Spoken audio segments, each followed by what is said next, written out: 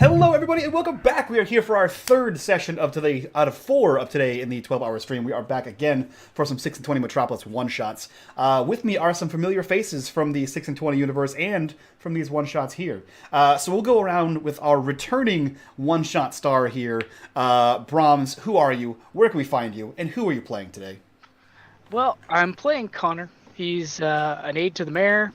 He is a samurai of some indescript origins that my mythos will remain, under wraps for now, unless you can figure it out. I was wearing a shirt that said his name directly on the shirt last one shot. If you guys want to go back and watch the VOD, you can find me around. I'm Lepe83 on Twitter. And I generally do this is really the only one shot I've been appearing in recently because little children, let me reiterate that, little children take up like 90% of your time.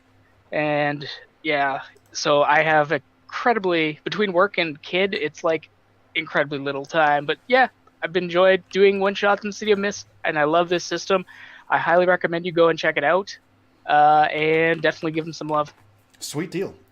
We have a returning face. You guys see him here every Wednesday. You've seen him here on a few of these one-shots. Sam, who are you? Where can we find you? And who are you playing today? I am Sam, twitch.tv/WizenFool, Twitter @TheWizenFool. I'm playing JP as usual, fresh off of the murder ? Of his friend Gephardt. And the dramatic conclusion. If you haven't seen the end of season 1, I definitely recommend going back and watching it. But yeah, we'll see how JP, not a ninja, deals with some actual ninjas today. Yeah. And to keep things confusing, we have another cast member from the normal show, also named Sam. So Sam, who are you? Where can we find you? And who are you playing today? Hi, I'm Sam, also known as Harley's Armory everywhere. So you can just look that up and you'll find me. I'm playing Charlie. She's blind and her dad's running for mayor currently. So that's interesting. Is he the current mayor or just running against the current mayor? He's running against the current mayor. Totally Dope. Since Connor is the mayor's aide of the current mayor. Good times. Good stuff. Don't worry. That leaves us with the last, but not least, most glorious ponytailed man on Twitch. Johnny, who are you? Where can we find you? And what the fuck are we doing today? Video store cowboy everywhere except on Twitter. Let's not talk about that. GM for the 6&20 thing that we do every week. I hate you all. Sam, JP, you seem really concerned about your involvement in a murder. Should we make that a factor in today's game, or should we extend that as a factor in season 2? I'm just kind of curious because you seem really focusing on it. Like it's like you're lasering in, man. The reason I'm lasering in is because JP is not a cold, callous monster like some people who play characters on the show. And, it would hurt him deeply that he incidentally murdered his friend who taken over by some sort of crazy monster or not. So if we want that to be legal troubles for him as well as emotional troubles, I'm all for that. But that's the main reason why I'm focusing on it. How dare you talk about Malcolm that way? He is totally not a cold-blooded murderer. He's an angel. I mean, the people who I'm referring to probably know who I'm talking about. So to kick things off nicely, Patrick donated $10 and said, "Let's get this party started. 1 advantage and 1 disadvantage for everyone, DM included." So the way we'll play that as it's 1 juice and 1 negative status effect to apply as you see fit. Johnny, you figure it out for yourself. You have a free negative and a free positive to give to somebody. Okay, then. Does that work? Sure. Dope. Because there's no real advantage in this, right? Juice, story tags. But yeah, anyways. Yeah. Cool. So, guys, that is the cast for today. We are rocking this 12-hour stream. We've already crushed our charity goal. Get some hype in the chat for that last donation, and let's try to break. Let's try to double the goal. We're at like 320 right now, so it is possible to do. I believe it's $180 left to break that, to double that goal, which would be pretty dope. I think we're already over $5,000 this year, so let's see if we can't push that even higher out of our $6,000 goal. And with that. Let's jump into this thing. So, let's fade into the city at night. It's cold. It's rainy.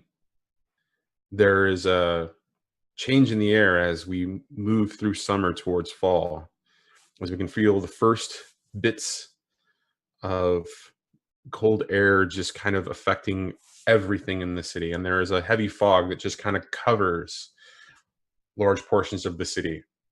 And as we kind of focus in down towards Xanadu, and we see Desmond and Connor stepping inside, having just been greeted by Tamonte, and the club is crazy active. It's a Saturday night. There's a lot going on.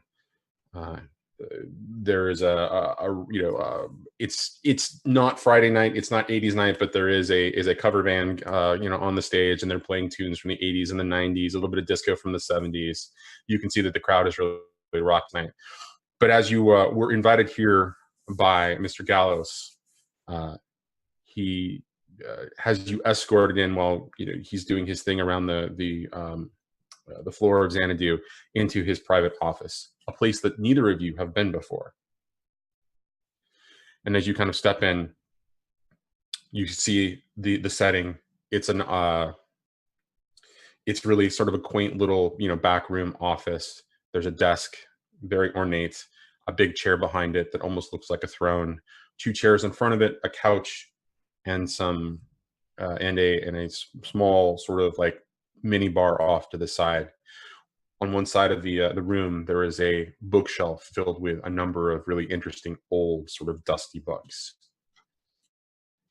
And you were just invited to kind of sit down and wait for him.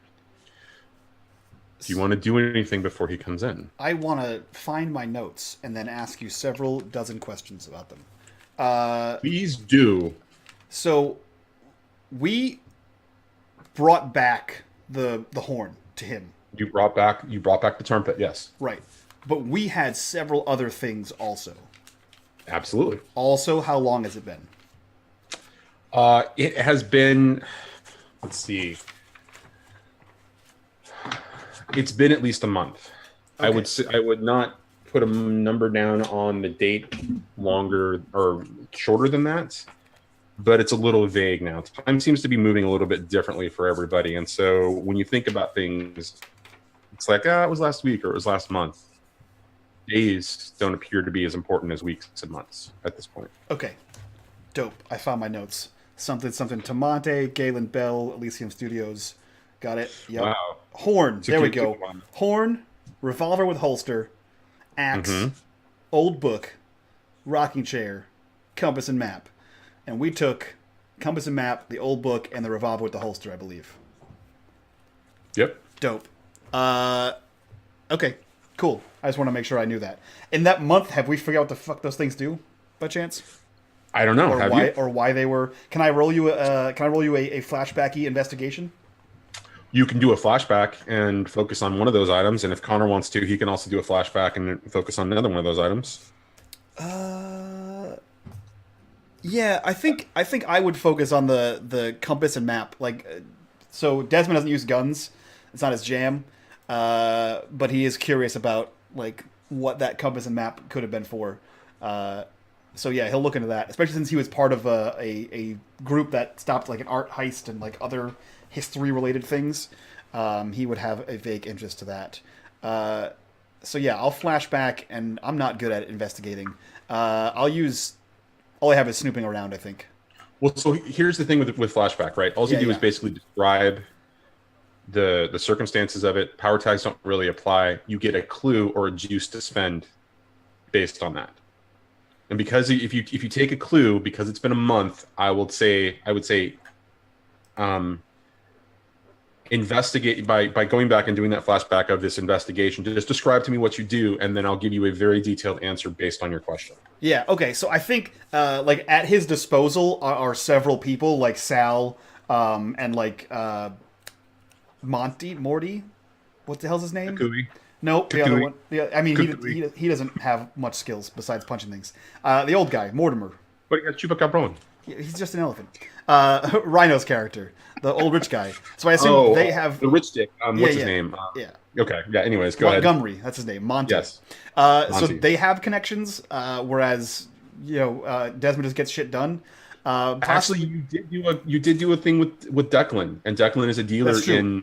And Declan as well. So I think that's what I would reach out to people because we've all worked together before. So and most of us were there last time finding these things. So I'd reach out to see if like the city has any knowledge of like these maps possibly, or like if Declan has ever seen any of these items kind of pass through his shop or heard about them. And same thing for Monty, as if he's seen any of these in the circles of antiquities that he deals with. Okay, so not much is known about the age of the map and the compass. Mm-hmm. The map itself, according to what Declan is able to tell you, the map itself probably dates back to the beginning of the city of the Old Quarter, and he shows you something interesting because of the way that the map is kind of laid out. There's a little bit of a coastline like listed, and then there is this island sort of like in the center of this, and then of course there was the X marks the spot on the map. He's like, check this out, and he lays it down in a map next to the city, and that little piece of land sort of off to like in the bottom left hand corner of it ends up being the point where you can see essentially a similar shape of the Old Quarter. And so it appears like this map actually is an island that is right off the coast, northeast from the Old Quarter's, essentially, peninsula or easement or however you want to think about it, just sort of like there on the coastline. Okay, and there is an X on it. You said there was an X on it when we talked about it before. There was an X on it. The X is on the island, I assume. The X is on the island, yes. Okay, and you said the compass you didn't know anything about it. He didn't know anything about it. And so as you kind of reach out a little bit more about the compass, you find out that it belongs to a pirate captain who was believed to frequent these waters. But just as he died, he bequeathed it to his only living heir, and it's been passed down through the city since, and it's been moving from antiquity dealer to antiquity dealer, and then it disappeared about 100 years ago. Dope. Okay, cool. So and that pirate was named One-Eyed Willie. God, fuck you.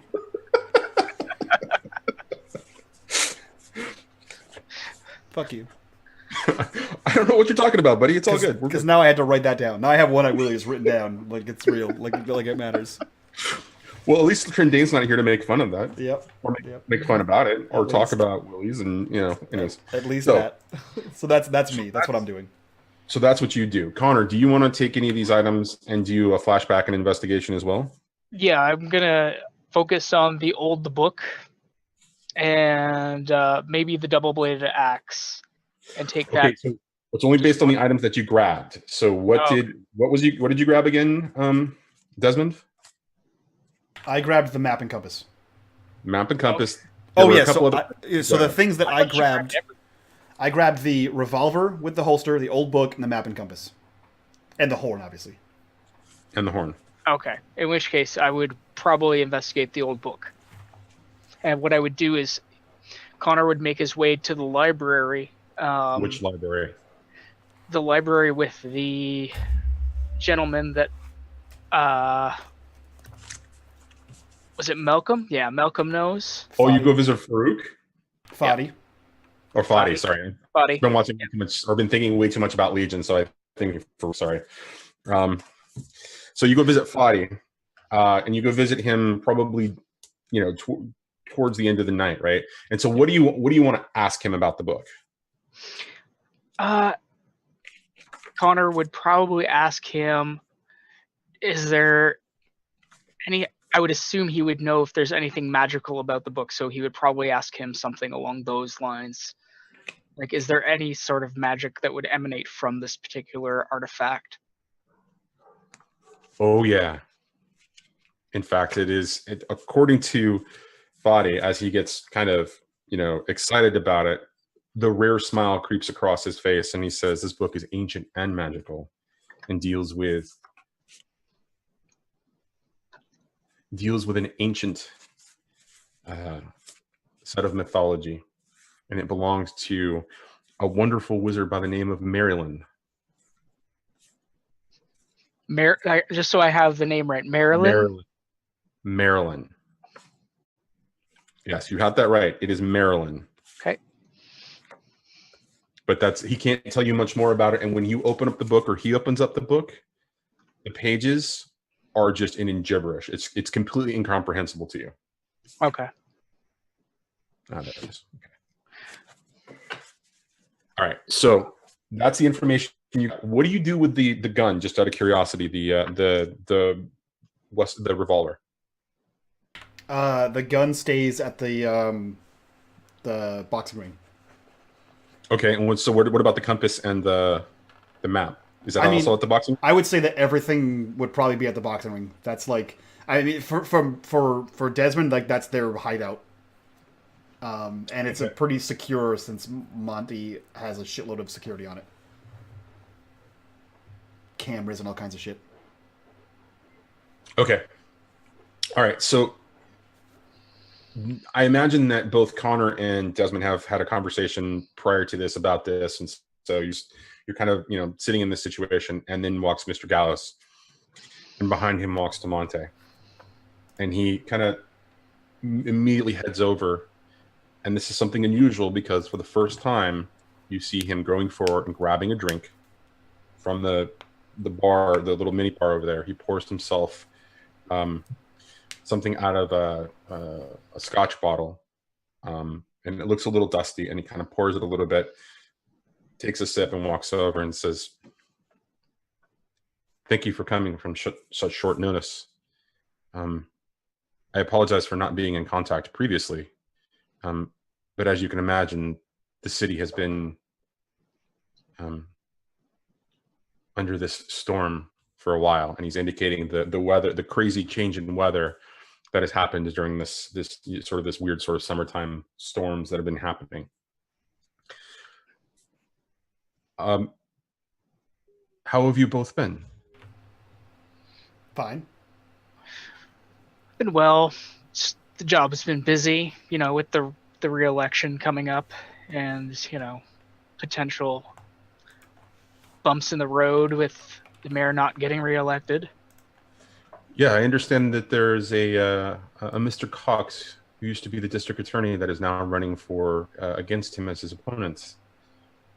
Yeah, he's a worthy opponent. I got to give him that, but I'm not quite sure if he'd be up to the task. Well, hopefully we'll find out soon enough. Either man seems okay to run the city. Gentlemen, I don't want to waste your time and I don't have a lot of time. Tamonte is here to, of course, provide some insight or answer any questions necessary. This still involves Miss Bell. We're having some difficulty with her finding herself. The storms and the circumstances that have changed in the city provide us with a difficult set of circumstances, and we need your help one more time. I've asked the two of you here specifically because I think your unique skill sets will be a good foil or counter against what you might face. And what would we be facing potentially? How do you feel about breaking and entering he asks. I'm pretty okay with it. As someone higher up in the city, I'm not happy about it. But if I have one motto, and that's to finish a job and do it right. And we failed Miss Bell, and so I feel obligated to actually assist in this, even though I may have some misgivings against actually breaking into the potential site. Well, gentlemen, your target is tonight to find an old friend of mine. He's currently being held prisoner in what I would only describe as an unusual building. It's in the docks, and he slips over an address, and it's very close to the location where Gold's Acquisitions was, maybe a block or two down.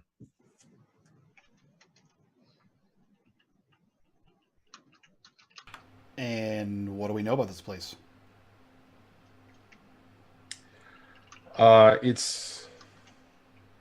It appears to be a subsidiary of the Chow Industries, though it seems to be left independent on its own for whatever means. I'm not quite sure. I don't know who's actually responsible for that building.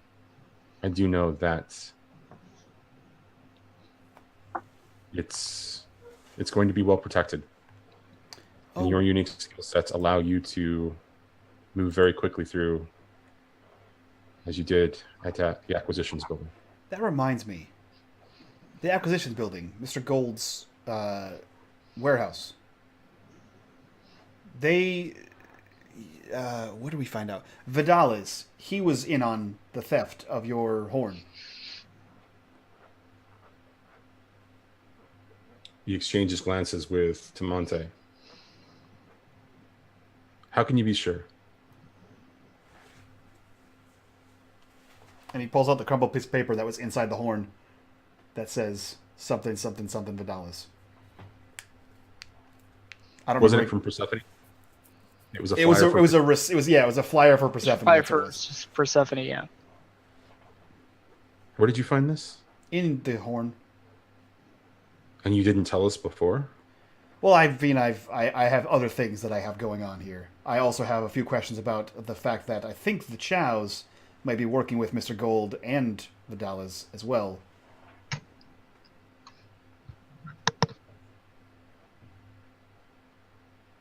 You see, all of the other merchandise that was in the warehouse was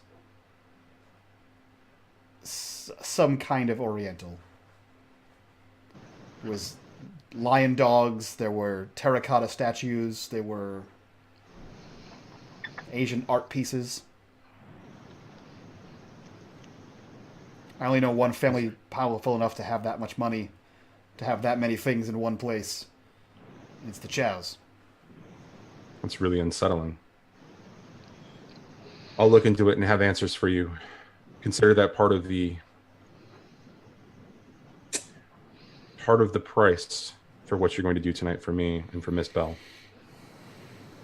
And who are we rescuing again? I missed that part.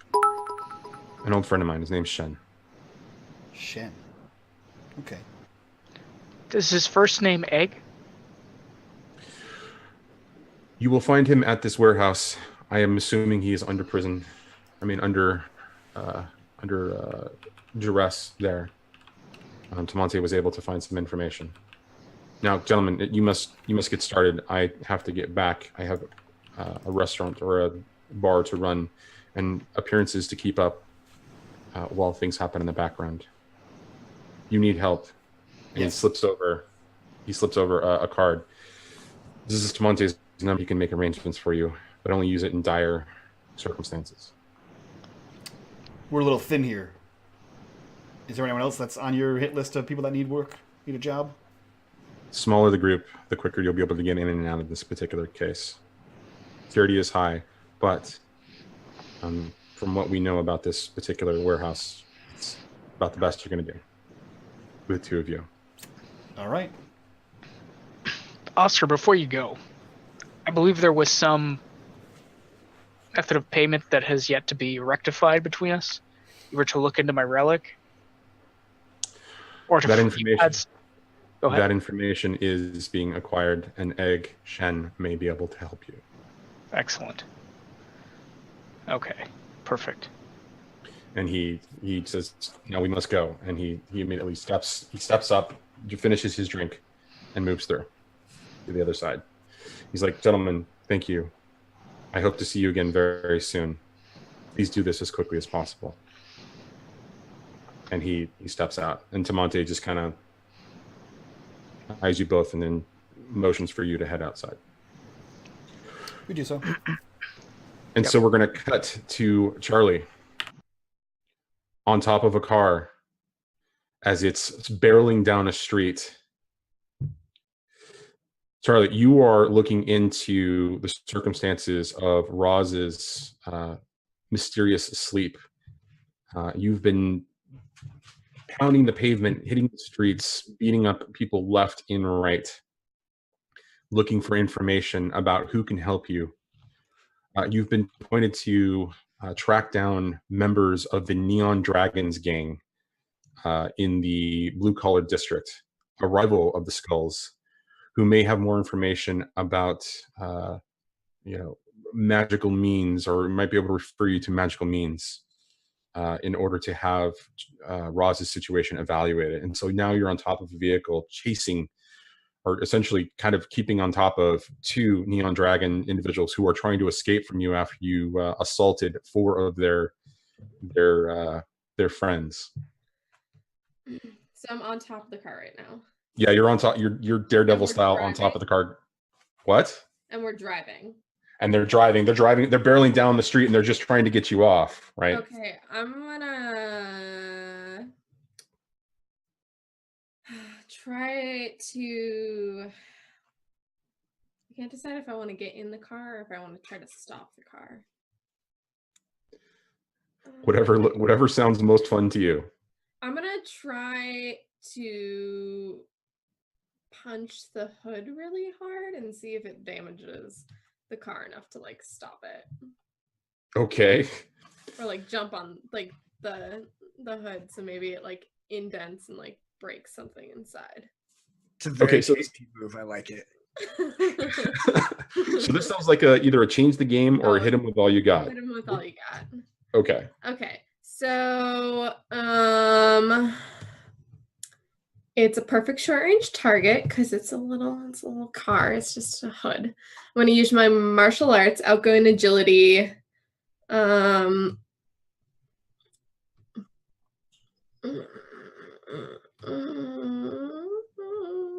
Maybe sensing the finest detail. And okay. I guess, but I feel like I'm ignoring the danger, so it's going to be 3. You are definitely ignoring the danger. Yeah. Okay, 3. There it is. Oh, okay. It's a normal day for me. Okay, so you definitely damage the vehicle. Okay. You slam it, and it definitely takes some serious damage. There are 2 things that you can choose from that list there in this situation. How do you want to affect the scene?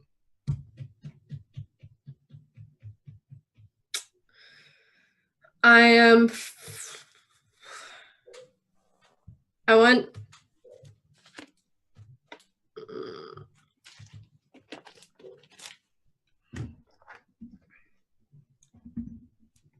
want loads of collateral damage, as in they crash their car, maybe.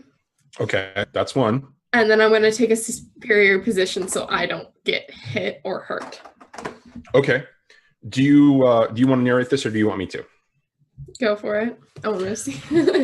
Okay, so you're hanging on top of the car, right? You've got hands on both sides, right? And they're trying to grab you off. And so what you do is you end up using your acrobatics and just basically kind of flip over, and with the momentum just kind of land right on top of the car, and it dents the hood really, really, really, hard. And it causes it such that it catches on the belt, right? And so the belt, the engine belt starts to kind of, get caught up and get torn up into the compressed hood, and they're starting to veer, right? And they realize they're out of control, and so they do a sharp turn to try to start, to stop, and they end up piling into a car. Sensing the entire scene in the situation, you leap again, do another flip, and land right in front of the driver's side car door and pull it open as you see the guy trying to pull a gun at you. I'm gonna take the gun from him. Okay. So I guess that's taking a risk, though. Could be taking a risk, or it could be going toe to toe, depending upon how you want to do it. I'll go toe to toe because I'll take it from him and point it at him. Okay. These guys, because of the way that they crashed, they're already they've already taken a tier 1 stats of boost, so they're not doing so well. Also, I took a superior position, so that's right. Exactly. Sensing finest details, perfect short range target. Martial arts, outgoing agility, and now fear is a weapon because I would be pretty scared if this like 3 foot, or not 3 foot, 5'3" girl like jumped on the hood of my car and then made us crash. Are you wearing a mask over your face? Just Absolutely. Out of curiosity? Yeah. Okay. So that's 5. Okay, and then -1. So 4. Okay. All right, go for it.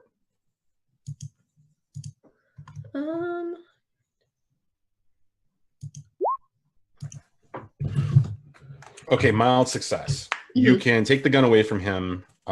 You can do damage to him, or you can block, dodge, or counter. So basically, he's trying to go for the attack.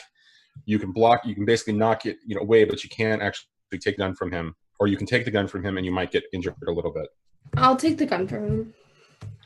Okay, so the gun goes off, and you're going to take a tier 1 status grazed as it kind of nicks your arm. But you take the gun from him, and he's starting to freak out as the other guy is trying to get out the other side to get it, and kind of wheel around to get a clear shot on you. I'm gonna grab onto so the door is this a bigger car or a smaller car? It's like a sedan. Yeah, it's a bigger car. Okay, so I'm gonna grab onto the top of the car and basically jump feet first into the car, trying to kick them both in the face as I do it. Okay, that definitely sounds like a hit him with all you got, unless you can think of another way to do, or you want to do it. So, senses the finest detail, perfect short range target, fear is a weapon, always gets up, martial arts, and outgoing agility. So 6 -2, right? Because I have a tier 1 status, and you have a tier 1 status. That's right. So that's 4 again. Cool. All right.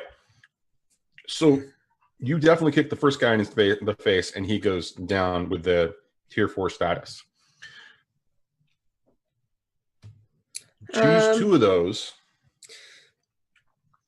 to affect the scene for the second guy. I'm gonna get him good. I'm gonna elbow the other guy in the face, and then I'll take a superior position by taking his gun and putting it against his head. Okay, so you kind of you kick through the car. You kick the first guy down. He's knocked out. You're still kicking. You're elbowing the second guy, and both of you kind of roll out as you tumble, grab his gun, and immediately come up on him, gun pointed in his face. And he's like, "Hey, what did we do to you? What's going on? Hey, listen, I got no beef, man. I got no beef." You're gonna give me the information I want. What do you need? I don't understand. Okay, you just need to calm yourself. I'm not gonna kill you, maybe. But I need the information. What was I looking for again? Looking for information about magical means to help heal Roz. I'm looking for information about some magical healing shit. Can you give it to me or not? Hey man, I don't know Jack, all right? I'm gonna grab his bottom lip and pull him really close to me and be like, "Listen, you're gonna give me the information or I'm gonna shoot you in your face." Look, the only place I can, I, I'm telling you, I don't know anything. I'm gonna If you- slap him. All right. There's a place that occasionally us dragons work for. You know, we do dirty work for them. I've seen some crazy things there, and I've just been told to ignore it. It's okay. Just it's in the old quarter. It's an old warehouse. It's a shipping and receiving company. I think it's called the Wing Kong Exchange. Thank you. And then I'm gonna punch him and knock him out. And he goes down. And the rain is just kind of, dripping, kind of just coming down in sheets, kind of, dripping all over you. I'm gonna push them both out of the car and take their car. And where is Charlie headed as she drives off? Blind girl. To the warehouse, duh. And so the camera just cuts to the back of the car as it just begins to go down the street. Heavy rain, you can see the lights. And it just swerves a little bit, but otherwise is driven normally as we cut. Excuse me. I imagine it's like you have the sonar thing, right? But the rain pounding on the car and the rumbling of the engine throws everything off. So it's like if a bat is just surrounded with noise. So it is actually her driving, trying to compensate for the noises she's hearing. I'm fine. I swear I'm fine. I may be blind. So basically, she drives like Sam normally drives. I have my head out the window so I can hear better. Yeah. All right, so we're gonna cut to the Like a dog. the library in the old quarter as JP sort of knocks on the door as it's closed, and you hear a bunch of rumbling and crashing, and you hear just a second, and there's more crashing and rumbling, and then it gets silent, and about a minute later, the door creeps open, and you see Fadi. Hey, Fadi, you remember me? I brought your book back. You're Malcolm's friend, right? Yeah, JP. How long has it been, by the way? It's been over a month. Okay. Yep. You brought back the book a little worn for the wear.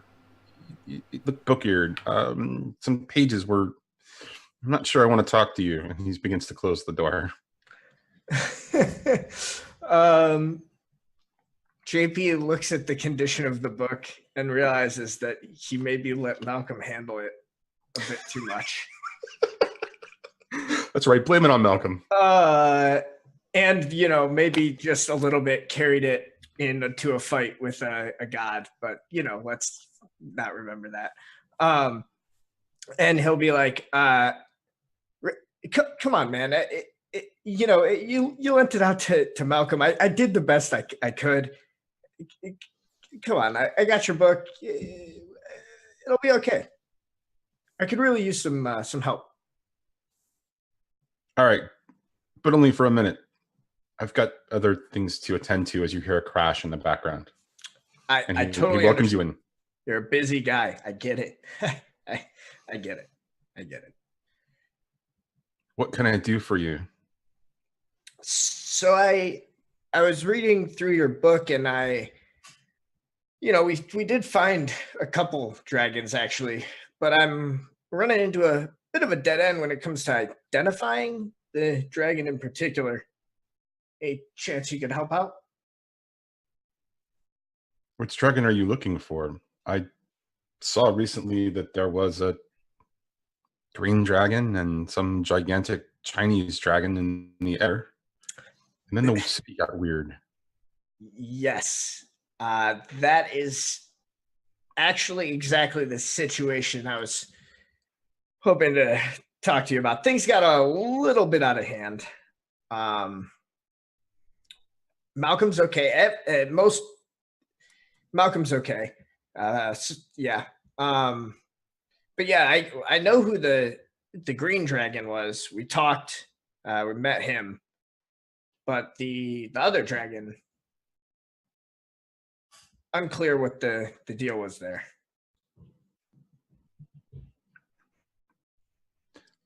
Honestly, I don't think I can help you. Chinese dragons are not my forte. In fact, most Chinese mythology is not my forte. That being said, you might want to look up an old friend of mine by the name of Egg. I hear he's in trouble right now, so I don't know exactly where he is, but well, hold on. And he brings you in and steps back. And he hears a crash in the back. He's like, just a minute. And he steps back into the library, and you hear a gigantic roar, and you hear some crashing, and you hear more fighting and clashing, and you hear, steel against steel, and a roar, and just a wrenching sound of wood splintering.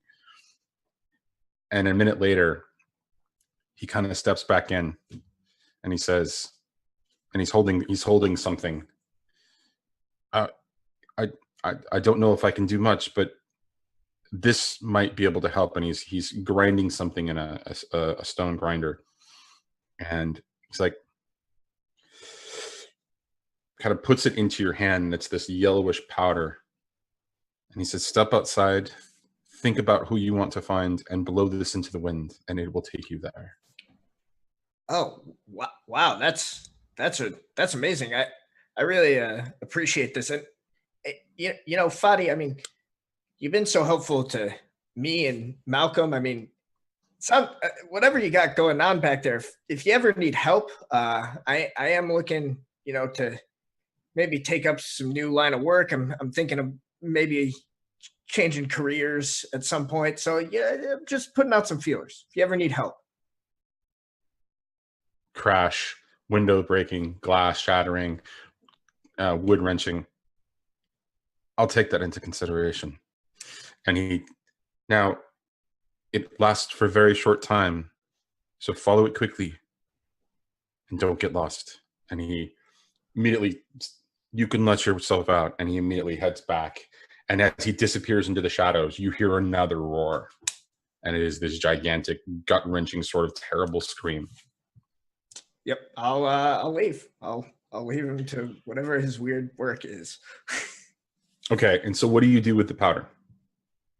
Yeah, I mean, I'll use it. I'll think of his friend, Egg, I believe was the name.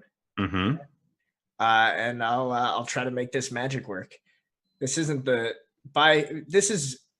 by no means the weirdest thing JP has seen recently. So we find you there in the rain as you kind of blow it, and it kind of gets all soggy a little bit, but when you blow it, it just comes out, and it looks like fairy dust as it kind of blows into the wind, and it kind of coalesces and immediately shoots towards the ocean side, deeper into the old quarter. And as you're kind of following it down the streets, right, you can barely keep up with it in the rain and just the chaos of everything. But eventually you kind of find yourself across the street from, as this sort of weird coalescing sort of pixie dust kind of zooms into this building across the street. And it says, as you can see, there's lightning that just kind of crashes just for a second. And you can read the sign in the darkness otherwise. It says the Wing Calling Exchange. And it is a small, squat, one-story building, and there looks to be an adjacent sort of like two-story warehouse attached to it. And you see a lot of Chinese letters and characters, and you see two stone dogs, guardians, at the entrance, but they're really tiny. They're like, maybe 3 feet tall. Yeah, so JP is gonna take a moment to curse a little bit about damn fairy magic and how much of a pain it is. Wonder why. Yeah. And then I think he is going to jump onto the roof of a nearby building. He learned his lesson from jumping on top of Xanadu, that sometimes people notice when you jump on top of their buildings. And he's going to try to do a little scouting from the rooftops around this warehouse to see what's what, see if he doesn't pick up anything. Okay, so we're going to cut to Connor and Desmond arriving at the address in the driving rain. Occasional lightning strikes, kind of illuminating what otherwise is a really dark neighborhood. There's a couple of streetlights, but they don't really light much in the rain.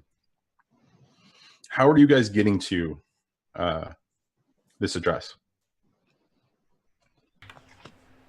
I mean, Desmond usually travels the Desmond way, but I think he can be persuaded to ride in a car this one time. And if he is, you just see that he's like super jittery, like he's always tapping his foot the whole time because the car goes way too slow. It's way too slow.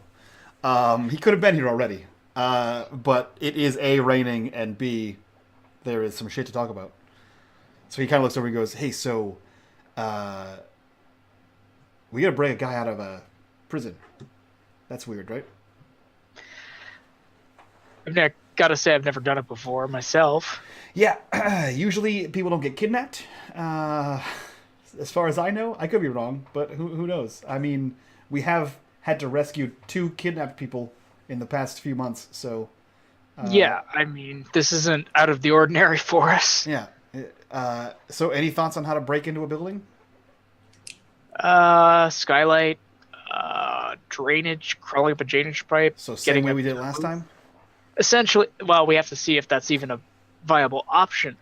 Otherwise, I took the sewers, if you recall. Yeah. So that actually turned out to be more You advantageous.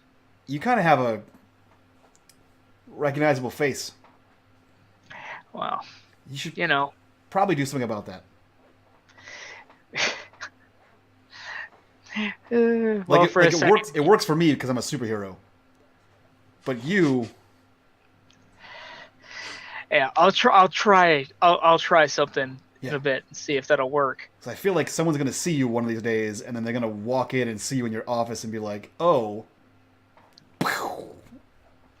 you know." No, wouldn't happen. No, believe me, I work in an office daily, and they're out of that office as fast as they could possibly imagine because it's like all stick, no carrot, if you know what I mean. Okay, all right, I guess so. All right, so we're gonna pull up, obviously, like a block away, and then we'll just figure it out from there, I guess. So I'm assuming you took an Apollo. Yeah, Apollo. Okay. All took right. Sticks So taxi you- cabs. No, not that one. Too far. Too far. Is that too far? A little. Okay, so you step out a block away, right? And you kind of assess the situation. Again, streets are really dark, kind of subdued. The lighting, the street lamps don't really do a lot of illumination. And as you kind of you step in, you assess the building. You see it, lots of Chinese lettering, 2 stone dogs in the front entrance. Looks to be closed. It says Wing Kong Exchange. And then that's the squat building, and then there's like a 2-story sort of warehouse attached to it, what it looks like. It's dark otherwise. One of these days I'm going to learn Chinese. Sorry, I'm not very good at Chinese. Kanji I'm fine at, ironically, but not Yeah. Chinese. What if we just knock on the door?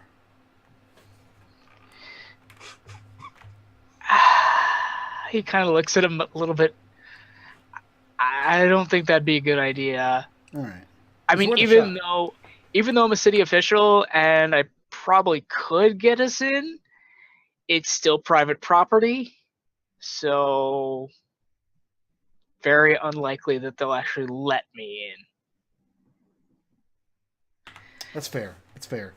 So Johnny, what does the outside of this building look like? Like, is there a drain pipe? Is there like a? There's got to be a what do you call it? Fire escape.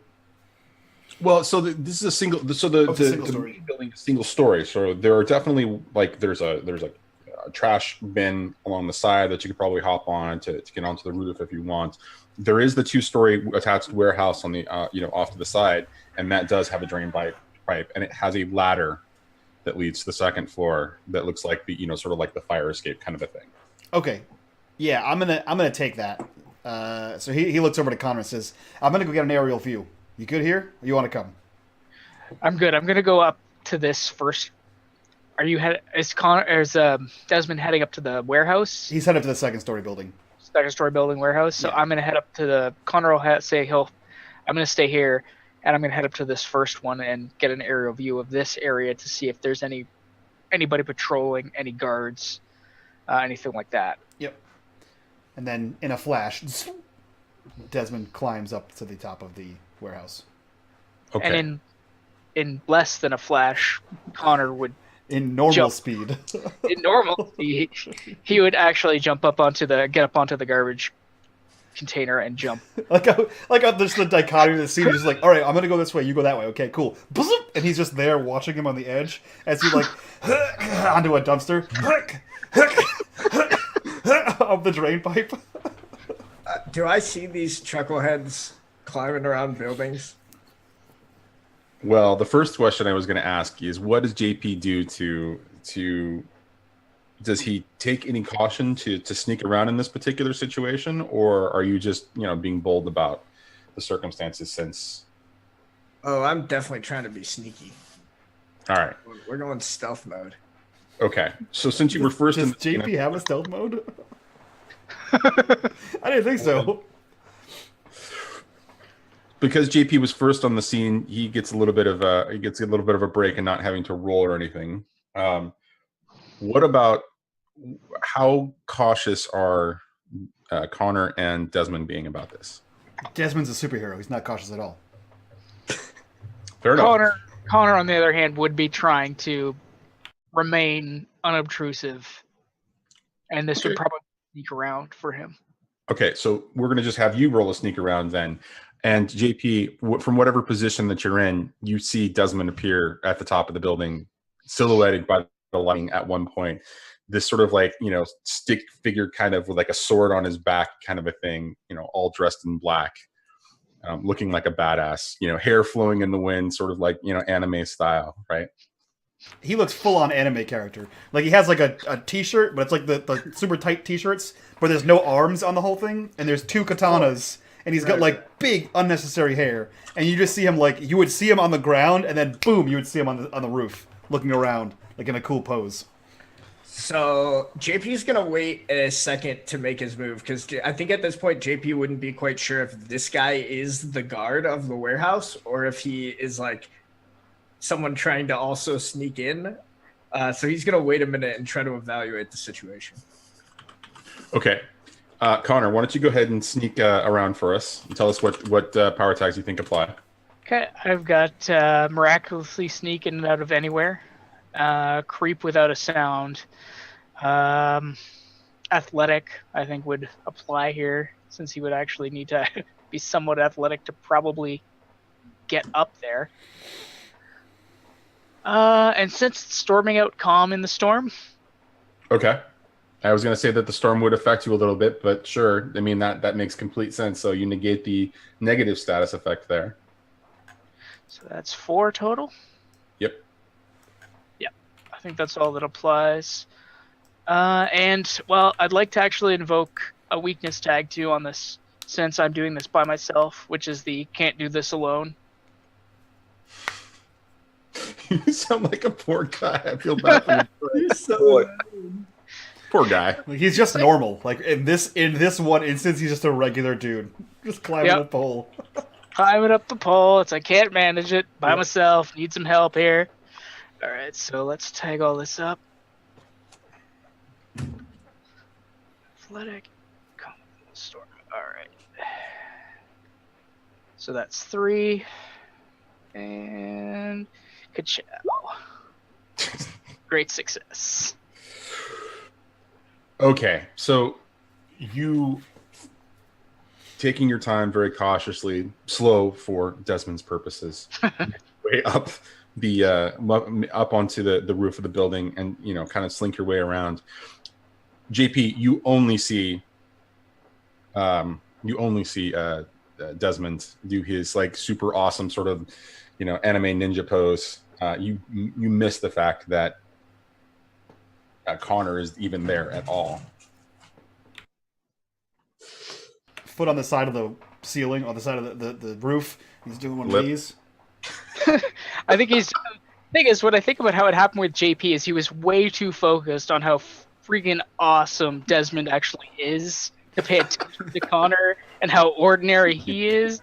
I think it's more like JP's just like, what's this guy's deal? Malcolm would love this guy. Maybe you should introduce him. He's a ninja. He's a real He's a ninja. real ninja. All right. So JP, do you want to take any type of reaction in this particular situation? So all Desmond's doing is just like looking around Oh dramatically. yeah, dramatically for sure. I think he'll wait just a little bit longer. He wants to get a little bit clearer of a picture of what the situation is. He's going to give it one more minute here. Okay. So we cut to Charlie, who has figured out where the Wing Kong exchange is in the old quarter, driving down the street. I'd probably pull into like the area and just do a quick listen and see if I hear anybody. You hear a couple of people inside of the building vaguely. You hear the echo of that. Can I roll something to listen in harder? Oh yeah, you are more than welcome to Okay. to hear any and everybody if you can. Okay. I'm gonna sense the finest detail, filter out noise. I'm still hurt, so I can use I always gets up. Well, so you are still hurt, but I don't think so. In this particular case, I think this is more of a sort of a mental That's kind true. I know, but still. You're absolutely okay. That's fine. I won't use it. Okay. Yes, I'll just use 2. Okay, go for it. Okay, and then what am I rolling? So I assume that this is an investigate. Investigate, yeah. Unless you want to do it. Yeah, 10. that works. So All I right. get So you 2 can ask me questions. a couple of questions. Do I hear any? How many people do I hear? You hear 4 individuals on the top floor, or the floor of this this building, essentially, that's in front of you. There's the Wing Kong Exchange. You also get a sense that there are chambers, or there's an underground complex below it. Okay. Do I hear anybody outside? You definitely hear Desmond kind of, doing his thing, on the roof, right? You hear that's there. You get a sense that there are a couple other people in the area, but you can't tell anything more than that. Just the occasional, echo that makes you think that there's more. Ow! Bad cat. More people in the area. Okay. So you said there's 4 people inside currently. There appear to be 4 people inside. Yes. Maybe I should just drive the car through the door. Yeah, that's what I'm going to do. I'm just going to drive the car through the front door as fast as I can. Okay. Yeah. So is this take a risk? Is I'm this all you I'm got? hitting the door with all I got. With the car. I mean, it's all I got right now. Okay. All right. So I mean, I feel like this would be take a risk. Like, Probably. you don't. It's probably Yeah. a huge. Like, you can hit the door. It's a fucking door. Like, you're gonna hit it. the only reason I would suggest that it might be hit him with all you got is because it's a ballsy move in respect to ramming the structure and potentially taking out individuals inside of the structure. Oh, I don't mind about taking it. Yeah. That's the only reason I would call it that, is because the collateral damage could be larger than just does she survive, breaking into the building kind of thing. Well, that's what I think. Like, if you do take a risk, if she succeeds, she nails it and only slides in, right? But if she fails, structural damage, people die, boxes explode. Like, It's gonna be a great. John Woo movie happens, right? Because you can't control the collateral damage in a car. I'll just You keep hit it. in a building, you hit. Sure you can. Watch any of the Fast and the Furious movies? That's not real, Johnny. Neither is this. Newsflash: neither are superpowers. Sorry. You're What are you right. talking Okay. about? You're right. Billy TV show a couple years ago specifically about superhumans. What are you talking about, JP? Get out of here. You got me. You got me. You're right. You're right. I'm sensing the finest detail. The door is a perfect short-range target. Was that Johnny? Did I hear Johnny? So this is the finest detail, perfect short-range target. I don't know. I don't think anything else applies. I want to like say outgoing agility, but I don't think I'm necessarily doing any agility things besides hitting a door. And that's So driving at fast speeds can be considered, okay. I'll do that as well. Something like that. So I could see the but argument. I'm ignoring the danger. So you're definitely ignoring the danger. And are you taking a risk or hitting with all you got? Taking a risk. Okay. So 2. Let's do this. 4. I miss it. Wow. Oh no, that's not how this works. And I think Mike was really, really spot on about this. This is gonna be great. Would you like to narrate this, or would you like me to? You can do it. I want to see how bad it actually is. JP, Desmond, you see this car kind of pull up, right? And you are on alert because of it, right? And it kind of idles there for a minute and does nothing. The car, the inside of the interior is dark, right? Because it's a hoodlum's car, it's a gang member's car, right? But the lights are kind of idling there, right? And after a minute of just kind of idling there, you see it just kind of crawl back out the parking lot, drive down the street just a little bit, do a perfect 3-point turn, angle its way back towards the front of the building, and you hear the tires spinning as the accelerator is pressed down, and it just barrels right towards the building. And there's this there's a little bit of wobbling to it, but the amount of control is amazing.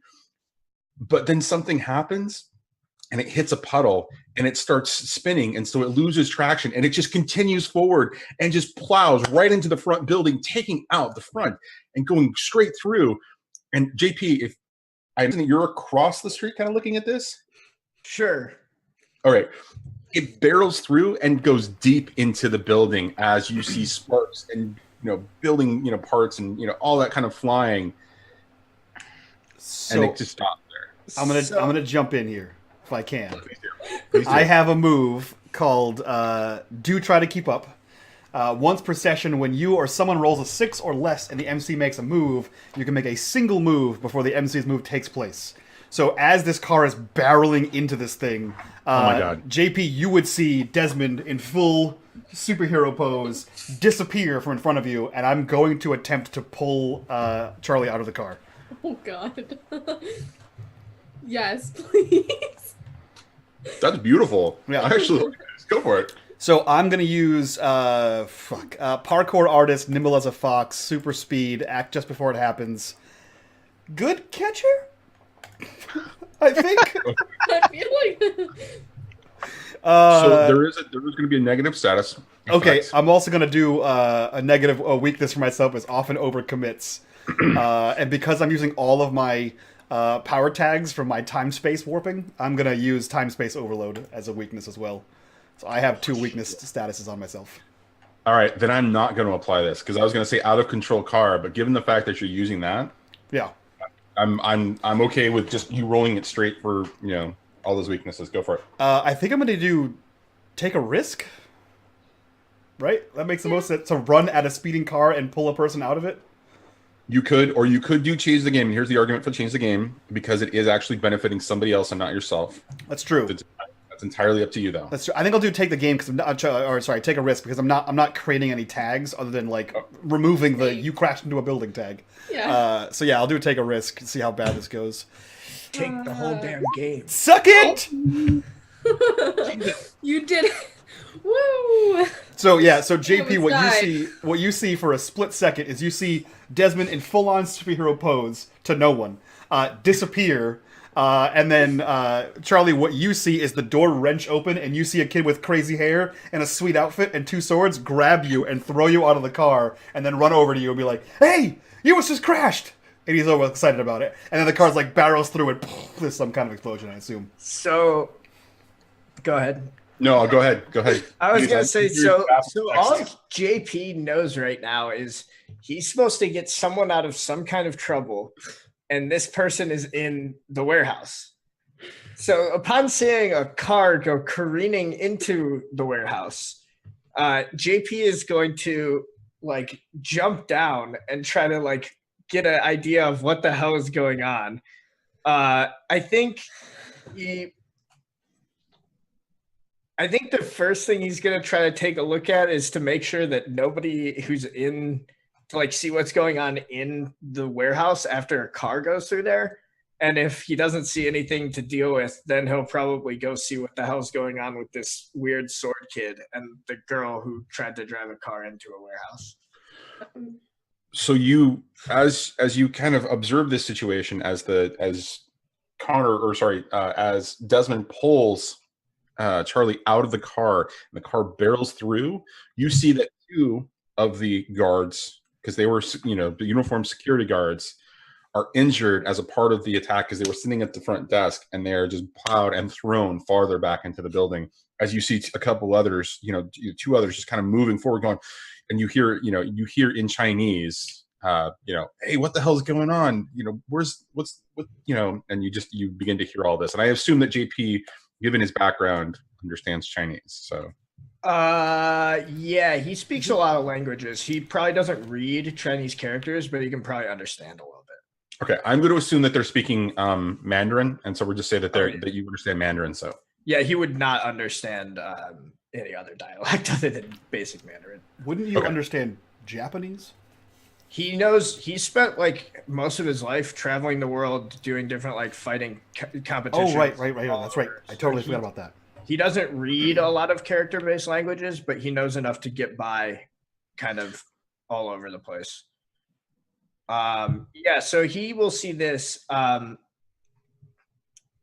think he like freezes for a moment because this is that moment where JP's like, shit, I have no idea who the good guys are in this situation. But you're pretty comfortable there. That's how you exist. Right. And so JP is gonna hold his hands up and say, like in probably very like childish sounding Mandarin, hold on. And then he'll like point to the people behind him and just say, don't do anything. Let's make sure they're not hurt. And then he's going to turn and try to like make sure that Charlie's not dead from being tossed from a speeding car. Other than a couple of cuts and scrapes, I think Charlie is okay as she's kind of tumbled over. I would Charlie would stand up and like walk over to Desmond and push him back a little bit and be like, I had that handled. Why did you do that? You must crash into a building. Do that? I wanted to crash into the building. Well, that's stupid. No, it's not. How recognizable is Charlie? I have a mask on. I have like a mask. Oh, you have your mask on. Yeah, she has her Daredevil mask on. How did you mean to crash into a building? You can't even see where you're going. You can't. I can absolutely shut up. And I just walk past there aren't him. even any eyes in the mask you're wearing. No, shut up. And I just keep walking past him to the building. Wait, what are you doing? Just I'd walk into the building. I'm not with her, by the way. I thought she was gonna die. JP, as you're kind of walking, she's walking past you as you're trying to, and she presses past. You hear, that's her, that's the one in Mandarin, and they start to pull their guns. Oh, I'm definitely not with her now, for sure. And Charlie, just as you're entering, you see that they're pulling guns, and there are two guys, but they're really shaky. They're two older Chinese gentlemen, kind of really shaky, just kind of trying to they're afraid, like they're full of adrenaline and they're afraid at the same time. I'm gonna be like, gentlemen, listen, I don't want to hurt you. I'm just here to find the fucking healing magic object. Give it to me. I won't punch you in your faces. I'm gonna try to convince them. And just as you're saying that, JP, what you will hear is, who is this crazy, Asian girl. What is she doing? You can only see like this much of my face. I'm covered. Yeah, I guess I'm But white. you're a girl. I'm a girl. They can definitely see that. Okay, so convince them. Hey man, Can they understand me? Okay. I don't know. Let's try. Let's find out. Let's find out together. Hey man, I think she's the bad guy. I don't Here's know. a weapon, and that's it. Okay. I don't know either of you. I'm just here to find a friend. They said he was in trouble here somewhere. Yeah, a guy in prison. But I have a status 1 tag of grazed on me, so 0. So wait a minute. But this is a convince. It's actually gonna make it a little bit more intimidating in this particular case. I don't think it applies. Okay. So 8. okay. So they're kind of pointing. You hear you hear them talk a little bit in more in Mandarin, and then one of them goes, "Oh, okay." And what they both drop their guns as they're clearly intimidated by who you are, but you see that one of them kind of reaches under and hits a button or like hits something under the desk as they kind of back away, and you hear a little bit of an alarm going off in the back. You didn't have to set off an alarm. You didn't have to do that. I didn't have to punch you in your face. And Charlie's going to run and hit them. Okay. Yeah. JP, Okay. you see them drop the guns and hit the silent alarm as Charlie moves in to hit, and then Desmond, you're just watching this as well. Do you guys want to you want to react at all in this situation? Maybe I'll tie them up instead. Somehow. I'm gonna just take them down somehow. I'm not gonna knock them out. I'm not that mean. Yeah, Desmond looks back and forth to the situation, and he's like, I think she's a bad guy. You said the guy was a prisoner here? Yeah. I don't really care. What was the guy's name? Shen, but I think she's gonna kill someone. Egg? Does Egg I don't sound- know. The guy whose name is Shen. Fucking, what's his name? Nothing about a Gallows, person. what's Gallows' first name? Oscar. Like, Oscar sent us here to find his friend Shen. We gotta stop that crazy person. She just tried to drive a car into a building.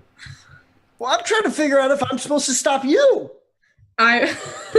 Charlie would walk back towards them because she can hear everything they're saying, and she's gonna say, listen, I'm not here to kill anyone. I don't want anyone dead. I'm here to save someone. That's not what a person who drives a car into a building on purpose says.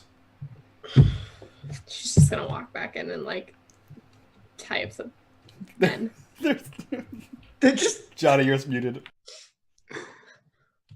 They're subdued. They're so scared in this situation. They just let Charlie just kind of put them in into a closet or whatever, right, and just close the door in the closet. as this is happening, JP's gonna be like, egg is either. What? No one. That's not a name. No, I'm not hungry. I was talking to them. Oh. All Sorry. right, so we're going to cut to Connor upstairs on the roof of all of this. Connor, how are you reacting to this situation? So, when Connor sees what's transpiring downstairs, and because what I was picturing when Charlie was coming down, is he's obviously just hearing a car because his back was to them the entire time. He just hears the car barrel through, sees the explosion, and whatever happens in the warehouse. And is like, what? And turns around and looks and then sees everything transpiring over there and goes, oh, kids. But it all happens in normal person time. So you just climb to the roof and you're like, okay. Boom! You're like, oh god. You just look back down the Yeah, basically, that's what I'm picturing. And then he half wants to just not get involved because I'm like, he wants to jump down and just kind of slink off on his own and try and get this job done. Because he's just like, I don't have time for this. It's like the Breakfast Club over there. I don't want to deal with this shit. So he sits there and he's looking at it and he's like, he sighs. He climbs back down the pole in normal person time, jumps back down, and he's like, looks at Desmond and is like, what the hell just happened here? That crazy broad just tried to drive her car into the building. You would hear Charlie scream, "I'm not crazy!" She's fucking nuts. I heard that. All right, I don't have time for this. They just hit an alarm. I'm gonna go into this building and find whoever the hell it is I'm supposed to find. You guys do whatever you want. I don't have time for this. Who are you? JP's walking. He's heading into this building. All right, man. Hey, if I find the guy you're looking for before I find the guy that I'm looking for, I'll let you know. Cool? And then bzz, you just see Malcolm. You see Desmond disappear entirely. And so I imagine Charlie and Connor are kind of like taking up the rear, just kind of like looking at each other. Well, He looks. Connor's looking at Charlie like clearly, and he's noticing this mask across her face, and then he's just going like, and there's obviously no eye holes, so he's kind of like, I'd slap his hand. Stop that. Johnny, if that's not how everyone greeted her in on the Tuesday show, then you fucked up. What are you doing in there? They're the Someone ones called who me react. disabled last week, and that's when I... Yeah. I mean, differently abled. now, meta question: Go ahead. would Connor know about Charlie based on the fact that he's in Oh yeah, opposition? so Father. you would definitely, because I imagine as the mayor's assistant or working in the mayor's office, you would definitely have a extensive research and you probably have seen her, because her father used to be like, she was the district attorney for a while, right? Mm-hmm. District attorney who decided he wanted to run for mayor. Right. So you would definitely recognize her if you saw her And face. we're very rich, so... Yeah. Money. Yeah. We're on the news all the time.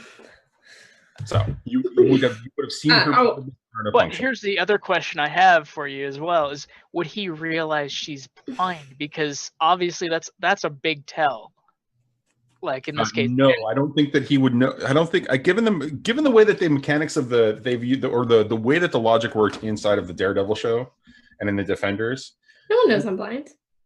yeah, nobody Yeah, knows that's when fair. he's got that mask on, right? Yeah, that's I mean, fair. It still looks like it's enough so that he can see through it. So Also, she's not moving like a blind person. Absolutely not. That's true. exactly, I don't have my seeing eye stick with me either.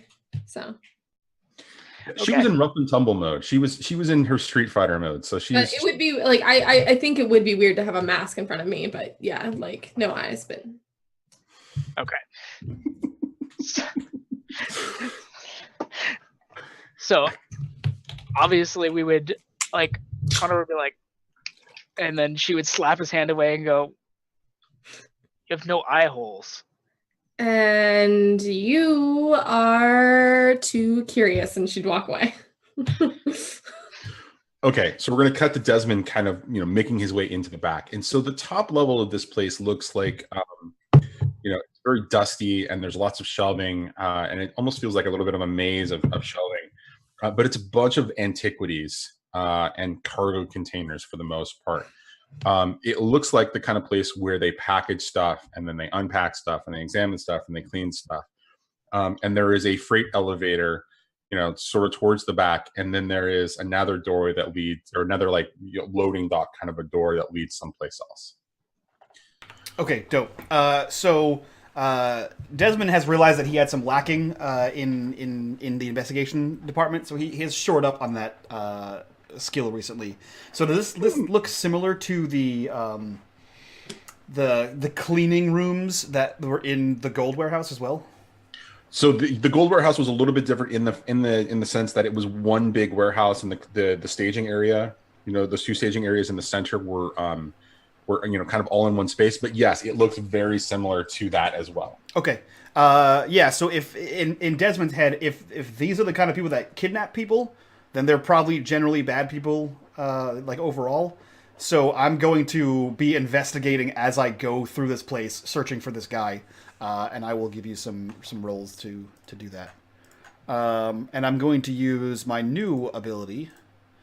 Oh god, a new ability. Jesus. It's not a new ability, but like I've upgraded my theme, so now I have snooping around and amateur gumshoe is my new tag.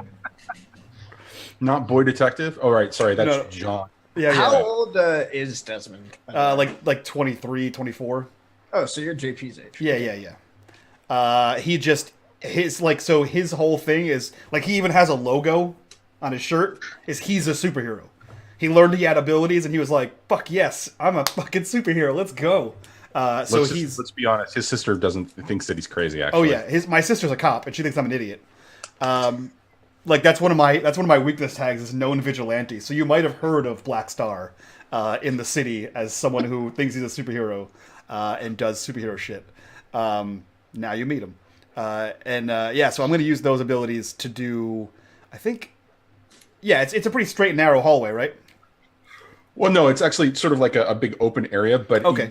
You're given Desmond's abilities, he's going to be able to move through that room so quickly that, like, yeah. And there doesn't look to be any people here? Oh, no, there doesn't appear to be any people, but there's like, there's a little alarm sort of going off in the back, and it's one of those, sort of like old school fire alarm kind of a thing. So I'm going to add the power tag super speed to see if I can speed up this investigation process. Does that work? Sure. Okay. Sure. So I will investigate with those three. Ka-chow. Oh yeah. So three clues. Spend them how you like. Okay. Are there any clues leading to the whereabouts of Shen? No, there are not. A bunch of things in here are mostly antiquities, as far as you can tell. There doesn't appear to be any special love or care or sort of indicator that anything actually relates to Shen in any way, shape, or form. Mm-hmm.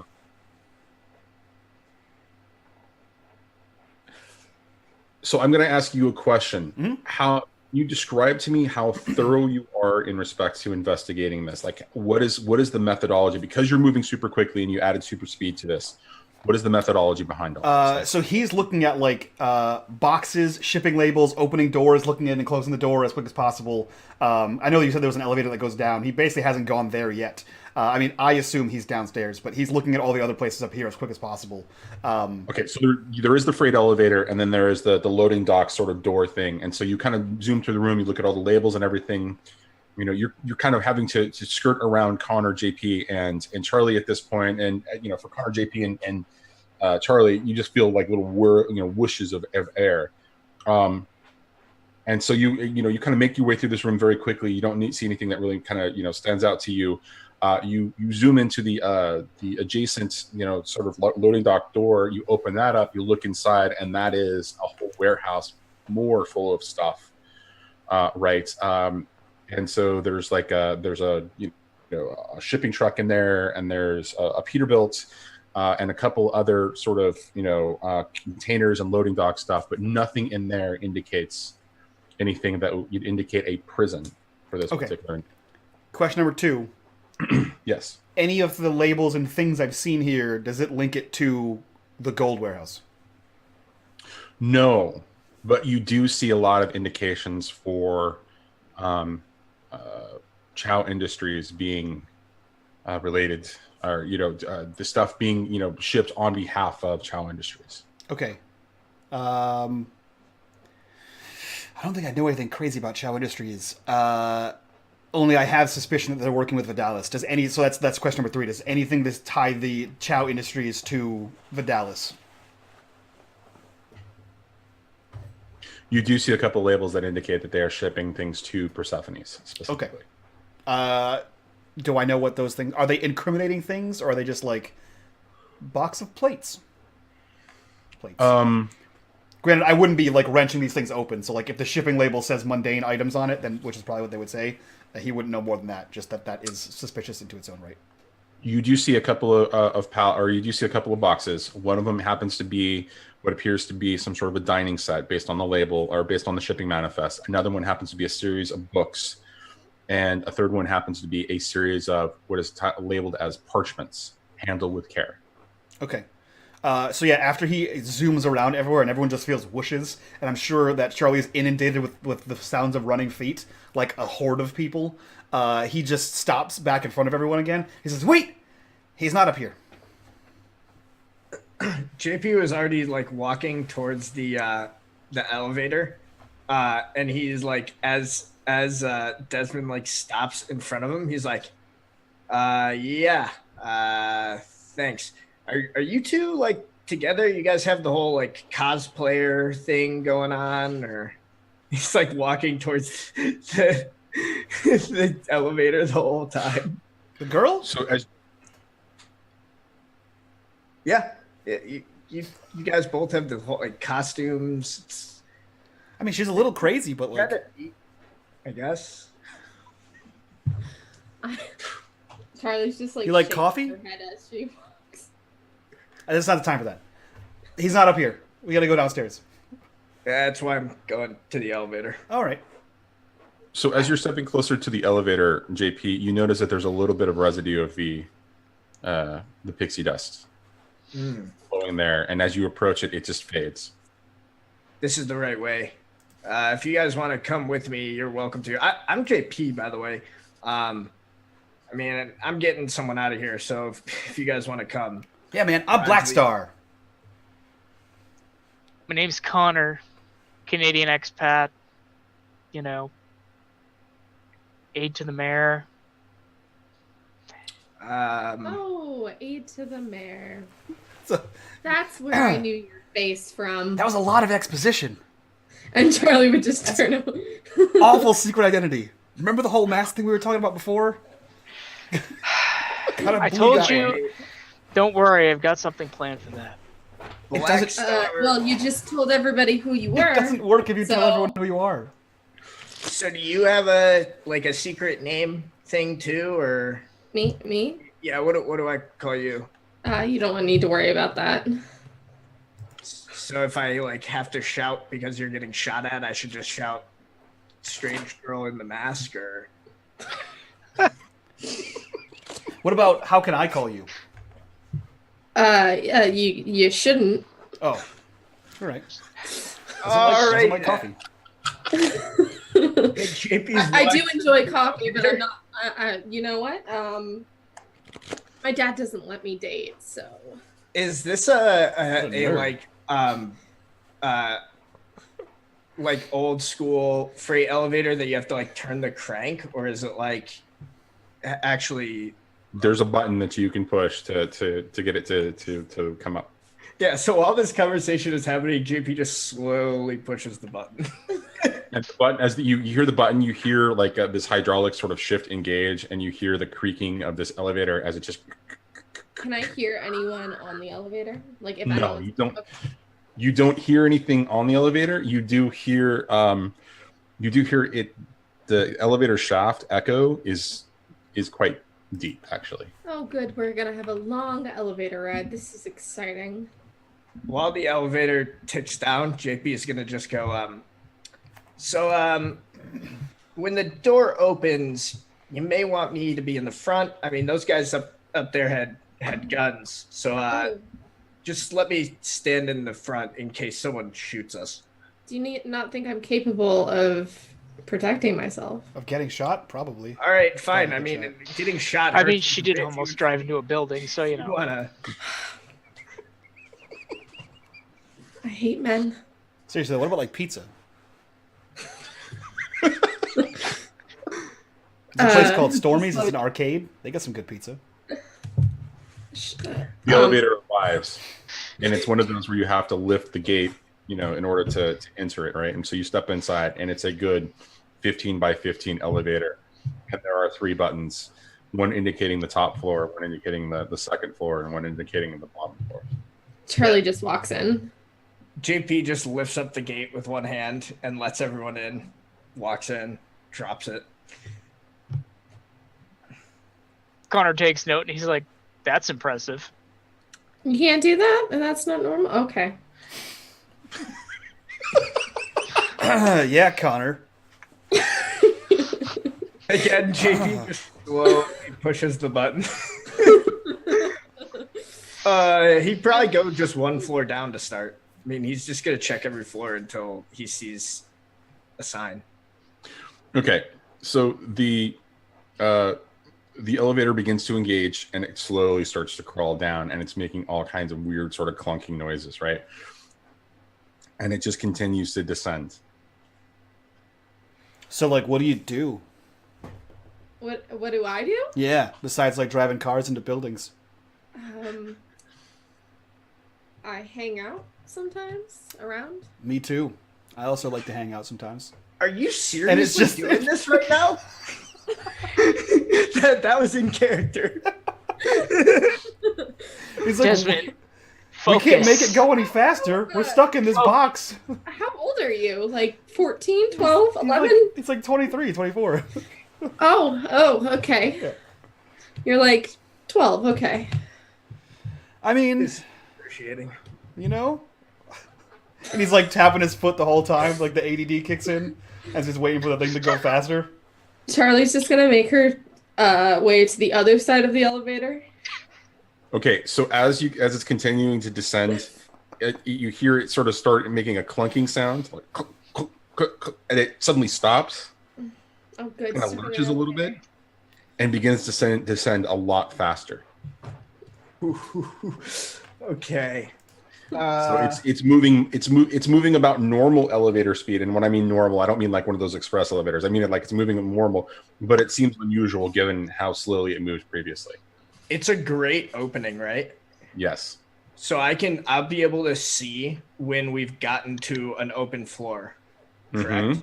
Yes. All right. So when we get to the place where there's an open floor, JP's just gonna punch his fists through the grating and grab onto the edge so that he stops the elevator, and then let it run off.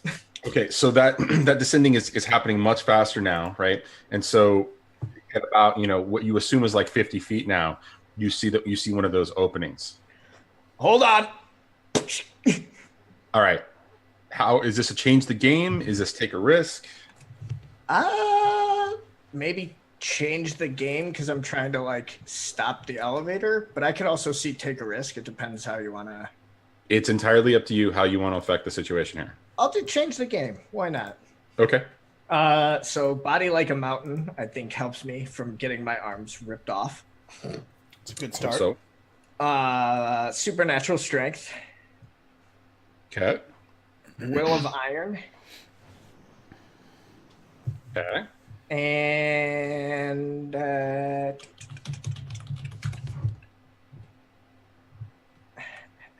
I think that's probably what I got here for that. Okay, and I don't think any of your weaknesses really apply in this scene. Yeah, neither do I. Okay. Unfortunately, because I would love the XP. Roll it. Let's do it. Boom. Oh Jesus. Okay. So describe exactly how you spend those story tags. So would stopped elevator be a story tag? Okay, describe to me again how you're stopping this. You're grabbing onto the side. Yeah, basically I'm basically just trying to punch my way through the grating and grab onto the side of the like the elevator shaft so that I stop the elevator. I know that this isn't something that's going to like hold us forever, but I'm basically going to try to stop it long enough for everyone to get off.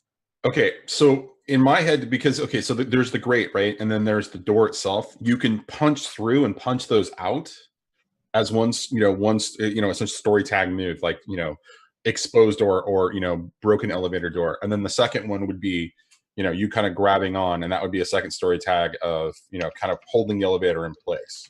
Okay, cool. Yeah. So I'll spend one story tag, basically two story tags to open it up and stop the elevator. And then I will spend my last one to basically like crunch.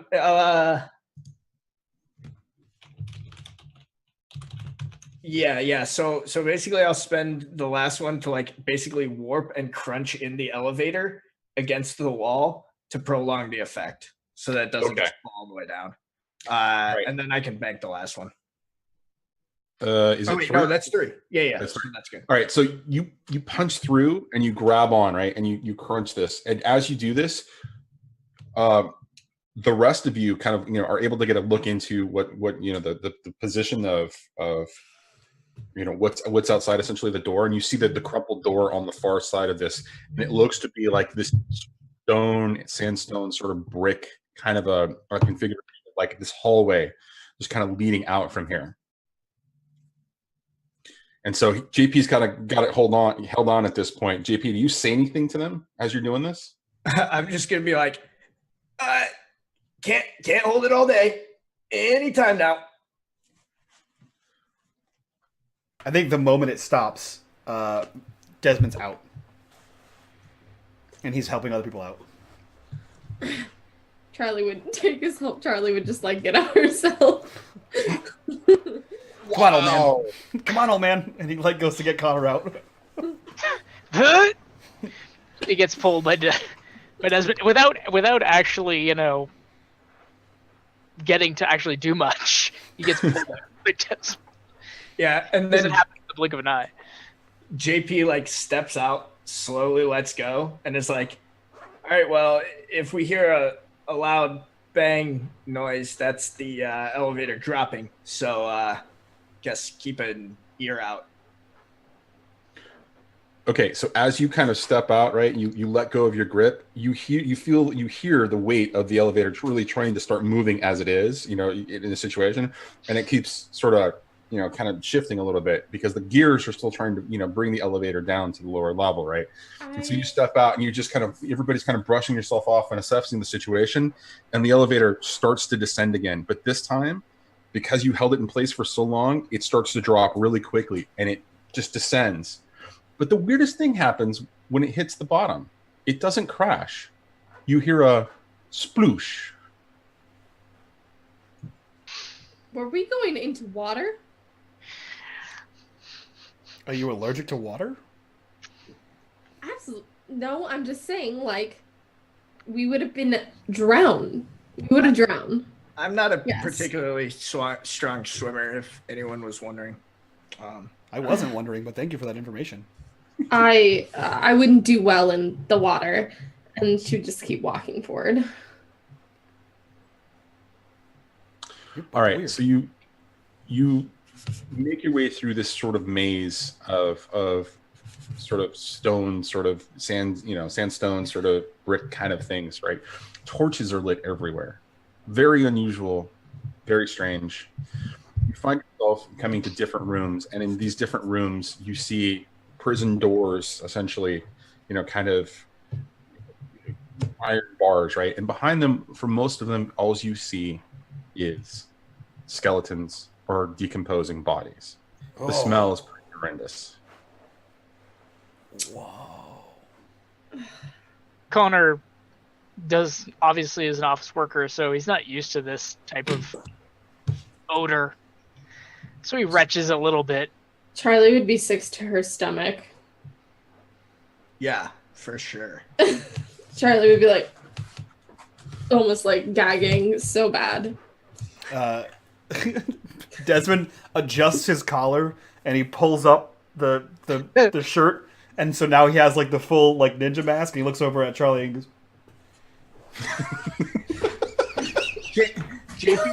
JP sees that, and like halfway through a retch, he's like, my friend Malcolm, I think would really be into that costume. Oh God, custom made. You make it yourself, or did your mom make it for you? My mom's dead. Yeah, my mom died last week, so. Continues walking. It's like, oh, this is good, hostile. All right, so what are we looking for here? I'm looking for a guy named Shen. He's with me, looking for a guy named Shen. You're looking for eggs, and you're looking for a healing object. Okay. He's a guy. What? Huh? I'm not looking for literal eggs. I'm looking for a man. So the eggs could be my healing thing, right? Is that how it works? I crack an egg and it heals people. Okay. A man named Egg. Why would his name be Egg? Why would you name yourself Egg? I didn't name him. I mean, kind of sounds like a made-up name. What does he look like? JP's walking away. All right. Well, I Connor's- guess. Connor's just shaking his head at the whole thing. And a quick meta question, Johnny. When he spoke with Gallows, did Gallows actually say his name was Egg to Connor? No. I didn't think so. Okay, just wanted to double check that. JP, while he's like walking forward, he's gonna call back. He's gonna be like, Black Comet, can you check her out and see what's around here with whatever you did last time? Man, Black Comet sounds real cool. Black Star, but yes, I can. Although I might have to kind of like whoosh because I'm fast. That's pretty cool too. Yeah. Okay. Oh yeah. Sorry. What was I doing? Yeah. Hold on. And I'm gonna attempt to run around this place and not get lost in the labyrinth. So I'll use super speed, snooping around, and amateur gumshoe to investigate. Ka-chow! Nope. Minor success. Minor success. Well, mild success. So you get 3 clues. Yeah. But they're fuzzy or incomplete. When was the last time anyone was down here?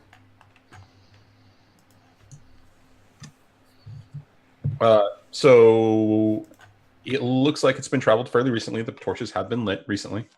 That's obvious that people have been down here. Okay.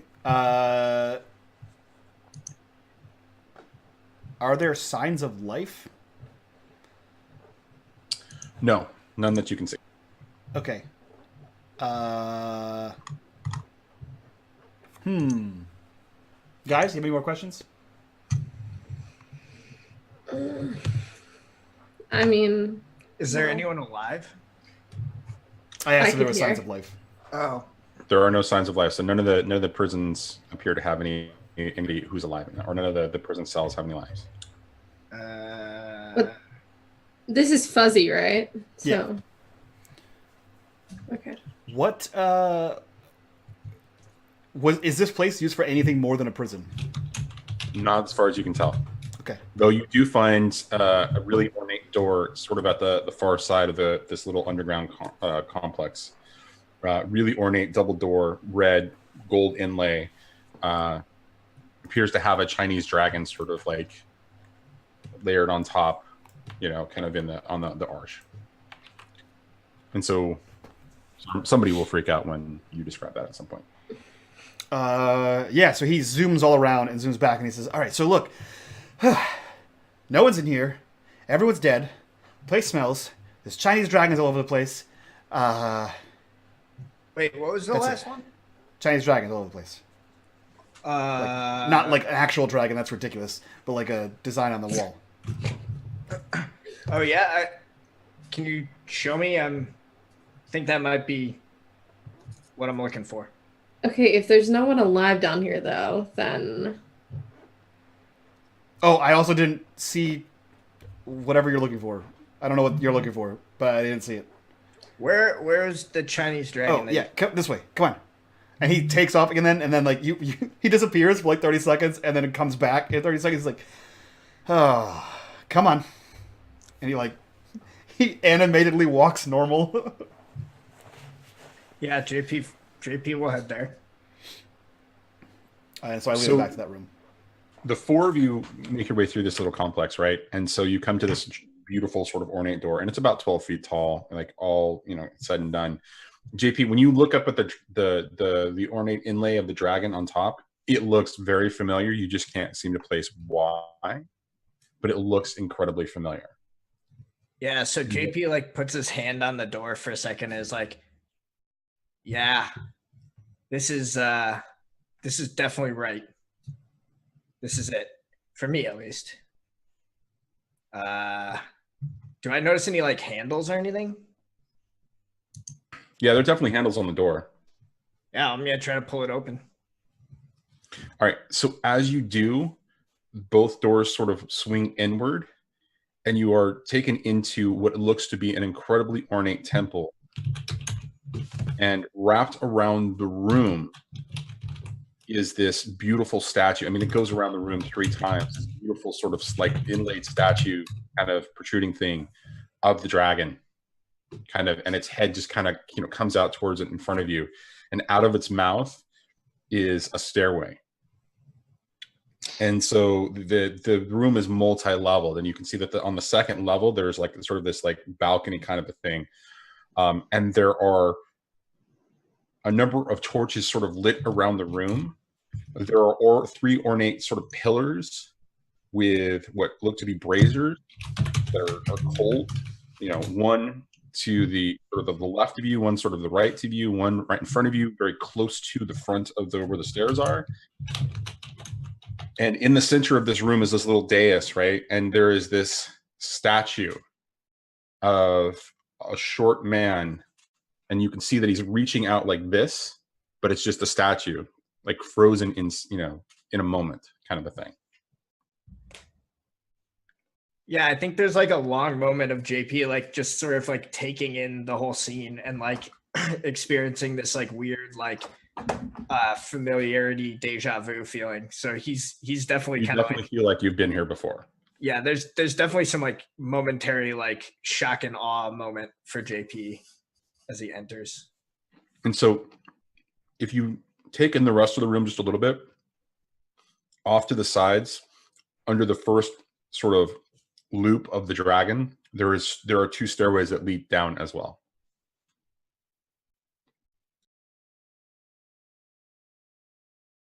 Well, I think this is the way I gotta go. I'm like 100% sure. You guys are welcome to keep helping. I mean, been helped out so far, but if this isn't the way you guys need to go, I understand. Yeah, I mean, Oscar said that his friend was here, and so we haven't seen anyone. Everyone's dead here, so if this goes down, the other option is water. And apparently two of you can't swim, so stairs it is. I can swim. I'm just not a very strong swimmer. Okay. I can swim. I just don't like being underwater where we could drown and die. Okay, sure. Yeah. Got it, I guess. JP's gonna just be So like, Desmond, that means taking her to a water park is out. I know, right? Thanks, man. Good call. I want to just like take like a slow circle around this statue to see if I like notice anything in particular about it. About which statue? The statue. The one that's like reaching out. Okay, so I want you to give me an investigate roll. All right. I think that I have nothing to help me. So I will spend the crit I got instead. Okay, that's a perfectly good use of the crit. All right, ask me 3 questions. Because we're going to treat it like it's a great success because it's a crit. So it's a great success with 3 clues. Cool. Is there any way to tell who this statue is depicting? There are no obvious indicators in respect to like a plaque or a sign or anything that indicates that the statue is depicting anybody. Interesting thing about it, though, since you know a fair bit about Chinese mythology and you know about how that all kind of works with the Chinese art style in respect to depicting things in statues, unlike the ornate dragon around you, things are not exaggerated in respect to the features. In fact, this statue does not look like it's depicting somebody so much as it is a life-like copy of that particular person. Okay. If any of you guys have ideas of questions, by the way, feel free to throw them at me.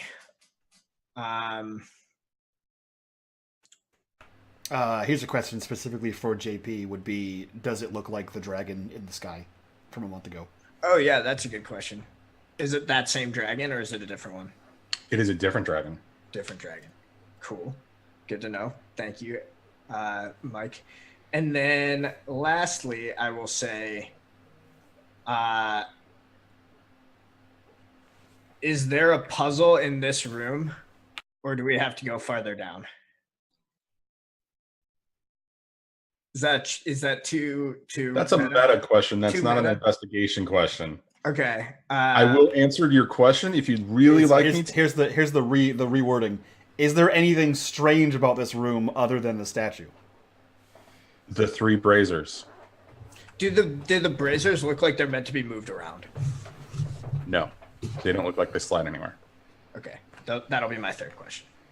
Okay, but they do look like they've got scorched areas in the bottom of them, as if they were, meant for setting things alight. Anyone got a lighter? No. You can't make fire, can you? Black Comet. That's the one. Black Comet. Star. It's Black Star. Can I make fire? I guess I could try. Can you run around Well, really fast? I was gonna say, technically, couldn't you move your hands in fast enough motion if you had a stick and just? Yeah. Actually, what are those called? The fucking the smoke the fire maker things. There's a name for it. Anyone? No one? Anyone?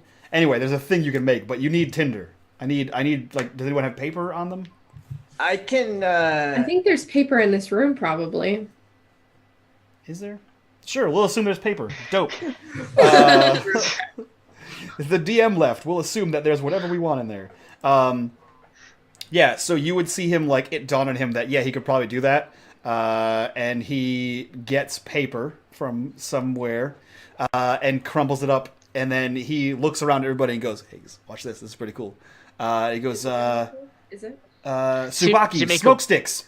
And then, boom, a magical item appears in his hand, and it looks like smoke sticks. He's like, yeah. And he starts fucking rubbing it together. I was gonna say, does he when that happens, does he wink at Charlie? He's like, Tsubaki, smoke sticks. He's like, yeah. It's the other woman in my life. As he starts to attempt to make fire. That was so cool. Thanks, I thought so too. Yeah, no, totally. I'm so glad I watched that. So Johnny, one of the braziers is lit. How did you light it? We assumed that there was paper because you left when we asked, and I turned Tsubaki into like the fire maker sticks. I feel like you're gonna roll. Yeah, I'll roll. I'll roll. Change the game for that. Please. So this is a liberal use of this power tag. Transform into any weapon. All right, I'll allow it. Okay. And super speed. Where did you get the paper then? We just assumed it was in the room because you left. There are no paper in the room. All right. We got something for that. Okay. I'm listening. Your guys are like looking around for paper, and JP will just be like, I got something. It's gonna be a little weird though. He plucks out a hair. He's gonna try to transform using his transformation tag to create a sheath. oh dear. Dope. The real question I have is, technically my transformation and replication tags go kind of hand in hand, so there may be some question as to whether I have to create a clone JP that then turns into the paper that we burn. I'll leave that up to Johnny. You make a paper JP. Johnny Paper. I can leave now. He's like, "I'm done." Oh my god. I could make a suggestion so that you could solve all of these problems without having to do any rolls. Sure. All right. There are torches around the room. Oh yeah. Yes. There are those. They're in the walls and Wow. change it into like fire sticks and try to make a fire. Like. So yeah, JP's gonna be like, yeah, we could use the torches, but have any of you guys ever played any like video games or anything? Yeah. Yeah. Awesome. So like most of the time in like these kind of video games, you have to like do it all at the same time. Yeah. So we should try just like lighting all of them at once. And also, sometimes in a video game, when you go one way, you find out that that's not quite the right way, and you got to backtrack and go all the other way. Why don't I go down to the water since two of you can't swim, and I'll see what's down there, and then I'll be back because I'm the fastest one in the world. I think you may be taking the analogy of a little bit too far, but Sure. you man. You do Yeah. you. What if there's another door down there? In the water. Well, like right before the water, obviously. You breathe in water. I believe in you, Black Comet. I think you can do whatever you set your mind to. Listen, I can, because I'm a superhero. I'll be right back. And he disappears. So, JP, go ahead. I'm sorry. I was gonna get torches for everybody to do my plan. Well, I mean, there's 3 of us, so we're fine. Let's do an investigate for Desmond real quick as he goes downstairs. Yeah, so I'm going to attempt to turn Tsubaki into like a grappling hook and just descend down to see if I can go downstairs. You mean To he the doesn't elevator? just? Through the elevator. No, through the elevator. Okay. All right. Yeah. I'm not even going to have you roll at this point because you can totally do that. Yeah. You get down there and you find that the elevator is submerged in what looks to be a large pool of water. And there was no other doors down that. There's no other doors Okay. until you get to that bottom. And submerged below, there's a little bit of a lip where you can see that it goes under and in. Under the water. Yes.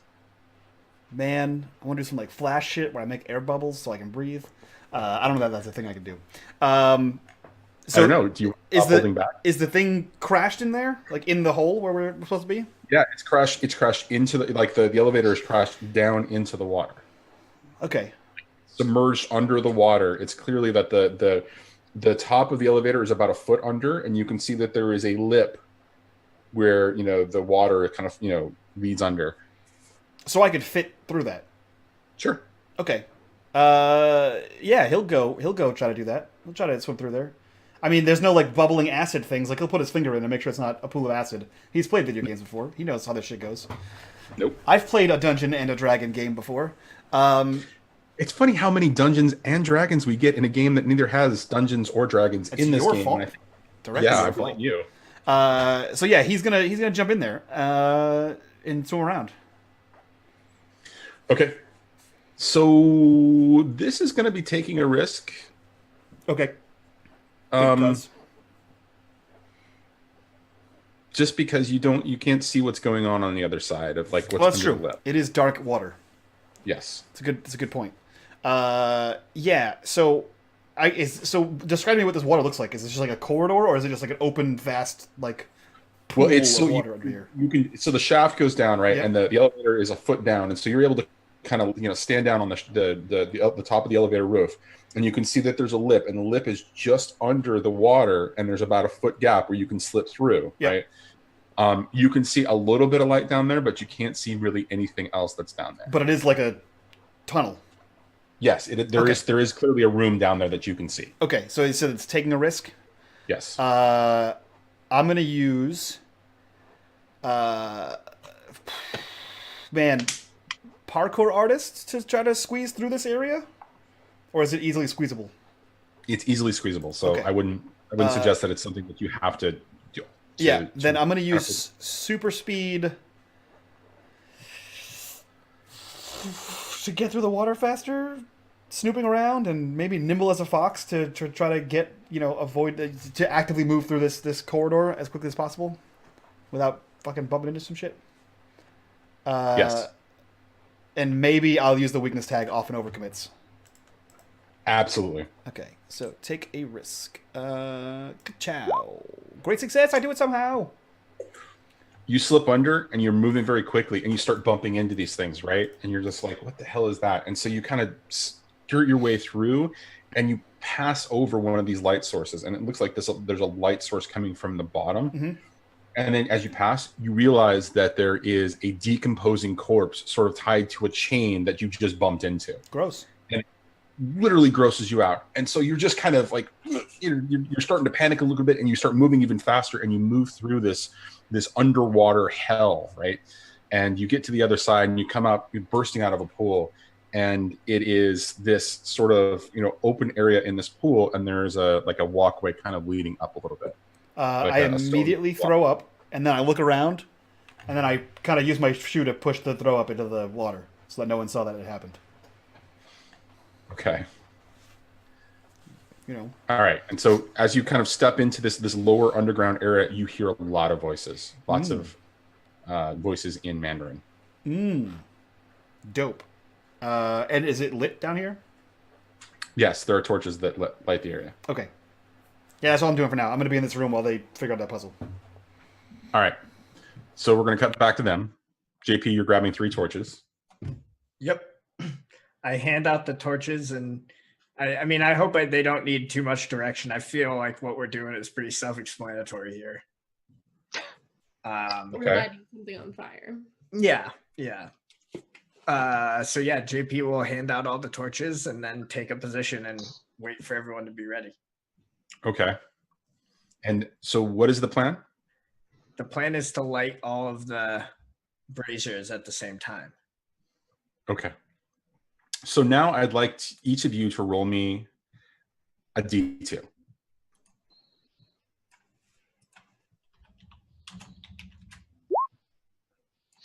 I hope that was good. Command is /RD2. I can't recall for Just roll 1D2. Just roll a 1D2. Yeah, /R1D2. Whoops. A. Give me a second. Stupid thing's not working. Thank you, Roll20, for being an awesome and terrible tool all at the same time. I'm sorry, Charlie, but There we go. 1 is the good number. I hope 2 is the good number. Yeah. Okay. So let me ask you this question. Who lit which brazier?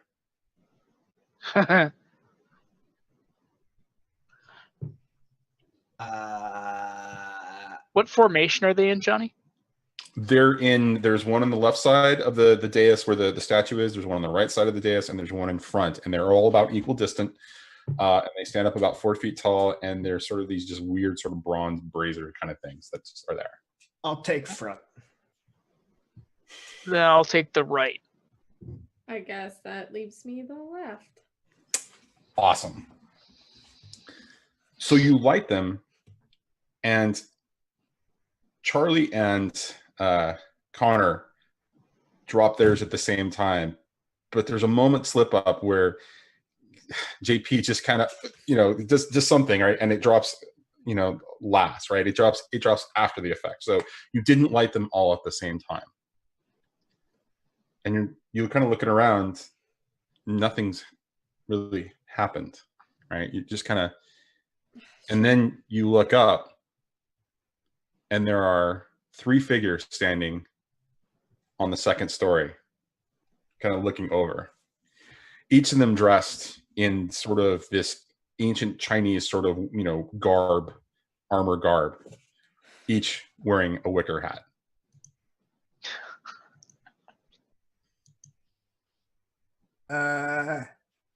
Hey guys. And they look at each other, and they look down at you. It's a nice day for brazier. A white wedding.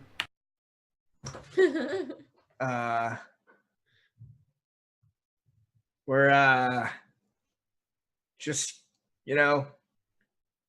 hanging out. We're gonna go downstairs now, I think.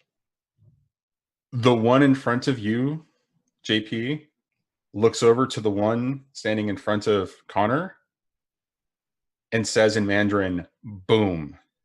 And the one in front of Connor claps. And I want you all to face danger. Oh, go ahead and go down the shaft, Desmond. Do whatever you think is right. Suck it. Good. Who wants to go first? I'll go first. Connor should go first. Yeah. So, okay. Let's see. Doubly Roll to potent eat shit. against aggressors. Okay. Athletic. Okay. Hard-working man. How does that one? Let's see. I agree. Explain it. Well, in this case, it's like I can't explain that one. It's Just try. Pull it out of your ass. That was a good reach. I was really trying. I'm like, no. Let's see. Yeah, I think those are going to be the only ones that I can even possibly do. And is it the only one that's going at him? Only what? What do you mean? Only like when he said boom, like there's only the one that's actually making a Making any type of change in the environment, basically clapping his hands. Okay. Just because I was trying to see if there was any sort of weakness tag like unmanageable workload I could use in that case, but if it's only one, I would assume it's not unmanageable. Yep. Okay. So let's see. Shoot. Roll and athletic. Why is it not counting them? That's weird. I'm just checking here and it's not actually counting on the sheet before when I'm hitting the roll option in the tag, it's not actually counting towards my positive status. That was happening to me randomly one day. I don't know why. Sheets are So this one is a face danger. Ka-chow. Mild success. All right. So as he slaps, actually, you know what? I'm going to wait to describe this for the other ones but I'm going to. This is actually a really good situation. You're going to. Okay, that's good. All right. Let's have JP next, since he's essentially the second one in line. cool. So I'm guessing I'm avoiding some kind of explosion based on the description. So if I'm going to just choose tags that I think would based on that. And if I'm going the wrong direction, let me know. All right. Okay. Body like a mountain. I think defiant charge. And the reason is because I'm going to go after the one in front of me because they're clearly aggressive. Then one-man army because it's very hard to keep JP down, and maybe acrobatics for jumping out of the way. I don't really quite know what I'm avoiding. If that would help. You're not going to see this coming, right? All right. So Yeah, so I'll roll with those three.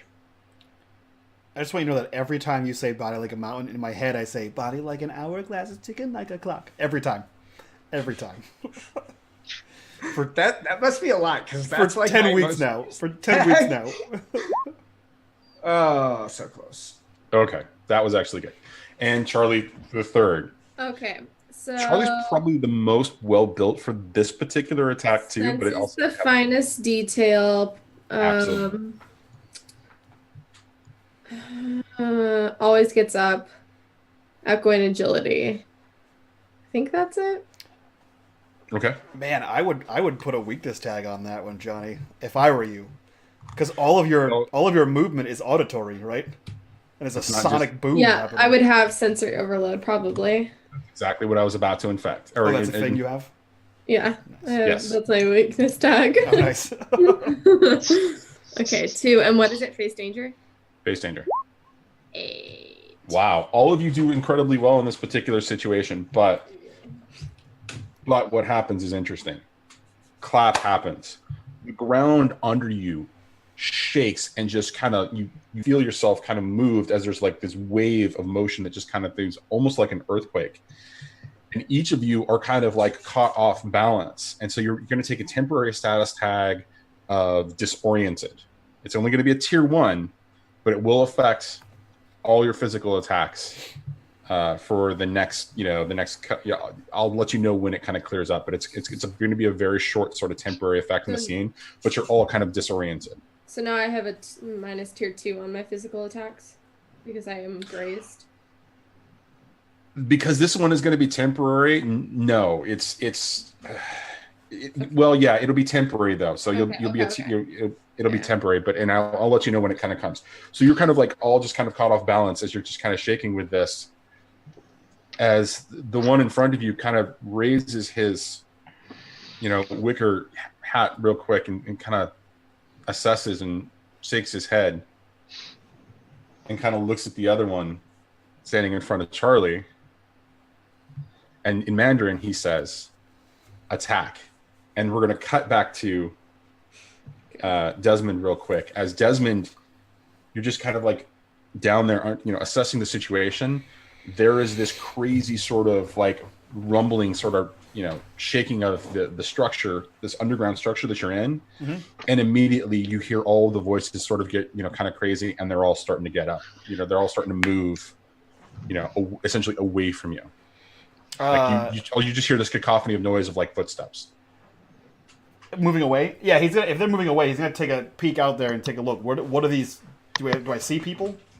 Oh yeah, you see a bunch of guys and girls basically dressed in sort of these weird sort of 80s leather and like black leather and like trimmed with like red and green, like sort of weird neon colors attached to them.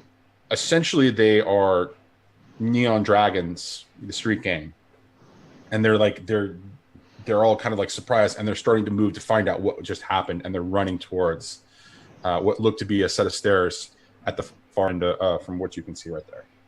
Yeah, he's gonna wait and let them go, and then once they go, he's gonna look around down here for what the hell they were guarding.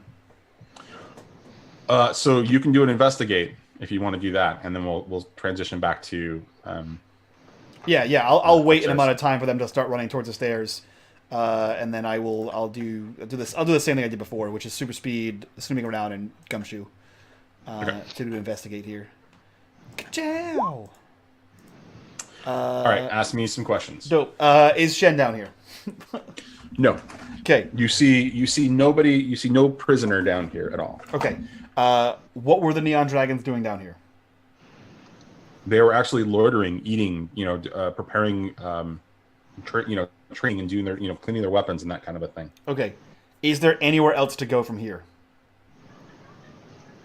No, only back up. Okay. So feel free to say no, because I already used all three of mine. Are there spare uniforms? Yeah. I put one on.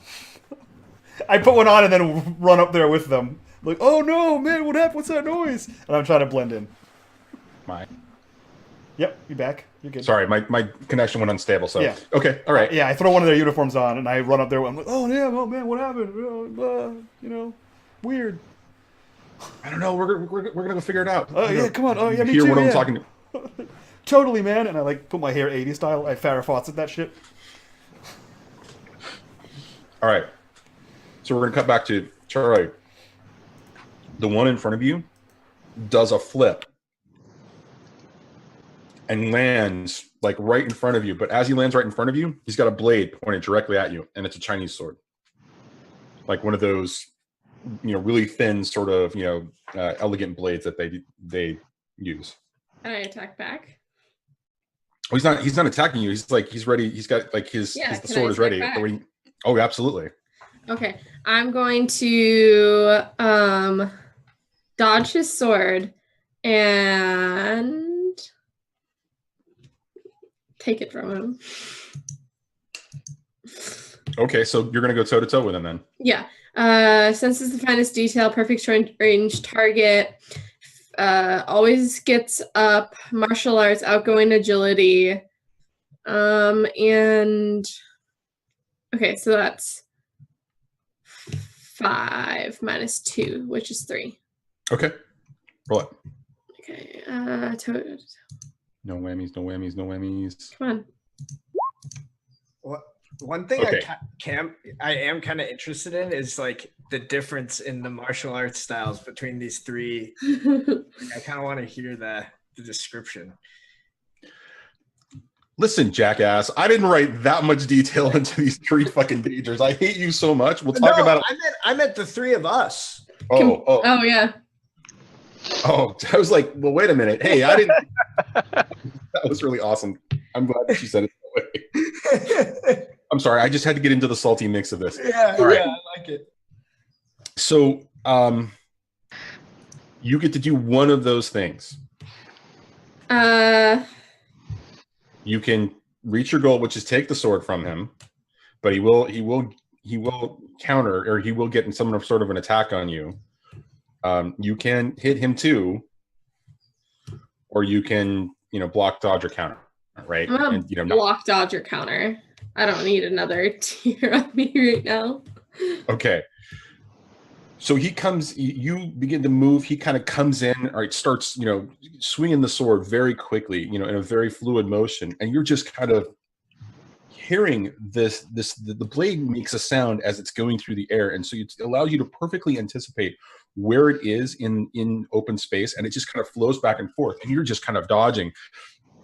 But and as to JP's or to Sam's point about the, style, it's very much a sort of a rugged sort of boxer kind of style, weaving back and forth, just kind of dancing back as this attack begins to happen towards you.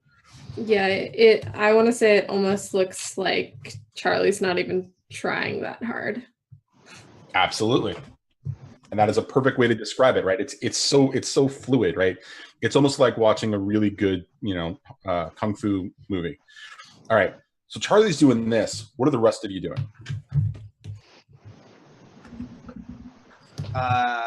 How's this guy coming at me? Same thing with just like pointing the sword at me? Oh, no. Just the one from the left moved in for the attack on Charlie. Oh. I did nothing. I don't know why he's attacking. Effectively, he was just holding his sword at you and you attacked?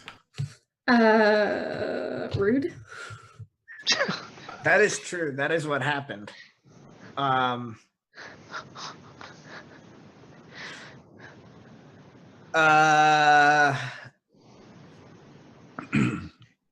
think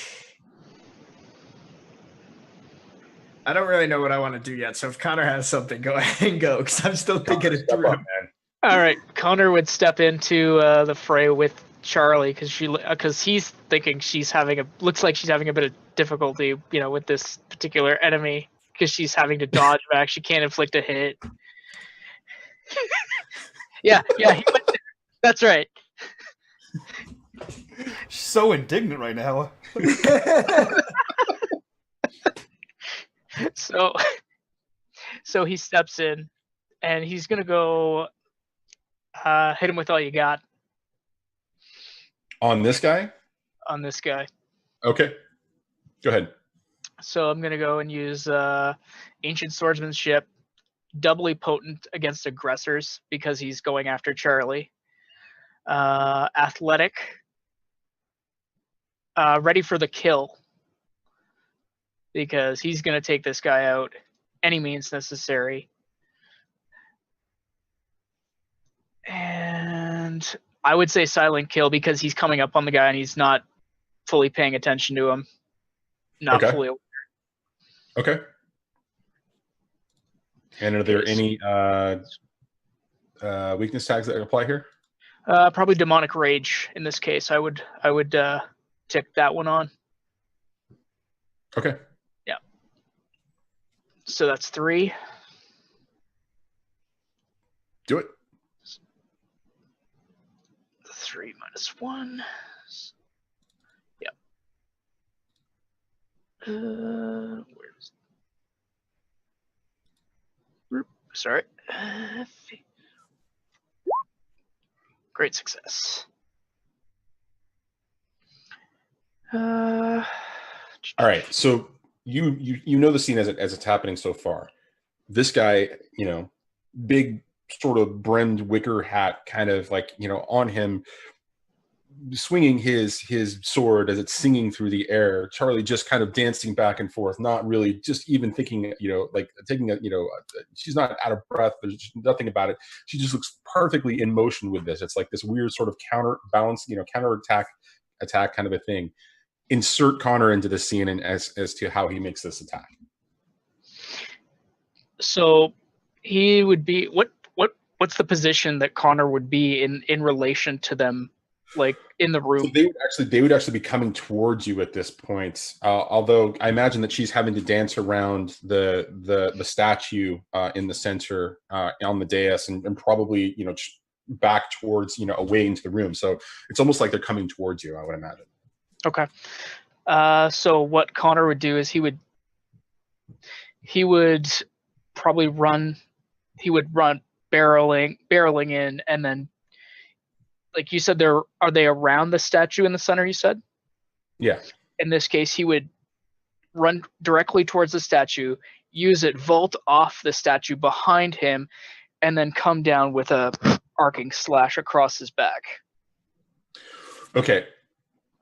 So what? There's a tier 4, or it's 4 power. So the blade comes out. You kind of come through. Blade comes down. It knocks his hat off as it's coming in. So that the wicker hat just kind of slices and kind of falls the side, and there is a slight gash down his back as his invincibility prevents him from taking anything but a tier 1 status of just sliced on this, right? And so he just, you kind of slice down, and at that point he kind of kicks out towards Charlie to kind of force her back as he moves in to attack you. JP, what you hear from the guy in front of you is rude in Mandarin. Yeah. The second guy jumped, the guy from the side that Connor was on kind of jumps in down to the floor and moves in for the attack. JP is gonna shout to the others, and he's gonna say, I think they want us to fight him one-on-one. Look out, Connor. Okay. But yeah, I'm trying to make sure that you know that another one is coming for you. So do you look away from the one in front of you? I think I would almost have to. Okay, so you turn around, you say this, you feel a crackle of energy in front of you as your hair begins to kind of stand on end.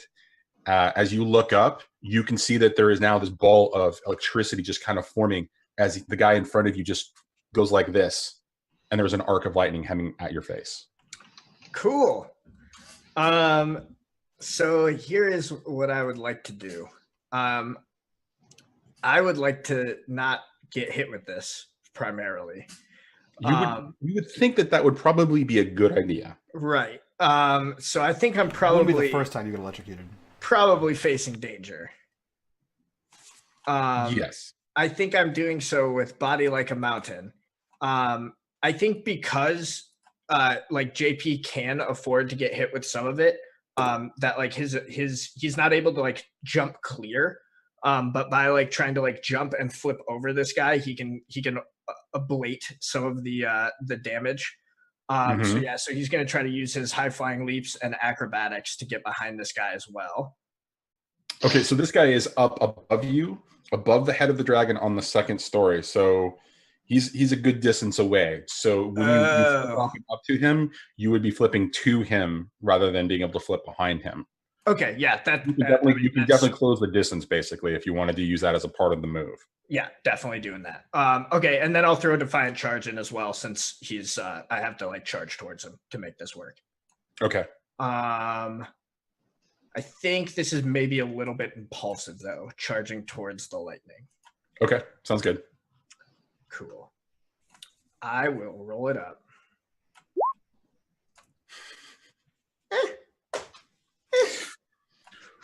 All right. So you do close the distance, right? You do that. You are able to avoid the initial attack as it kind of comes in, and you jump and you leap up. But as you land on top of the head of the dragon standing in front of him, the second burst comes at you. But he doesn't anticipate exactly where you land, so it just kind of courses around you for the most part, but you still get kind of singed. And so instead of singed tier 3 status, you're going to take charred tiers 2 status. Now, does that replace my tier 1 or stack on top of it? I can never remember. So what tier 1 status do you have? Disoriented. No, so that one is now going to, because you've assessed the scene, you're now, or you've kind of got your senses about you. That's going to go away completely. Okay. And so you'll just take the tier 2 singed. And so for the rest of you, because each of you have moved now in the scene, you no longer have that tier 1 status of disoriented.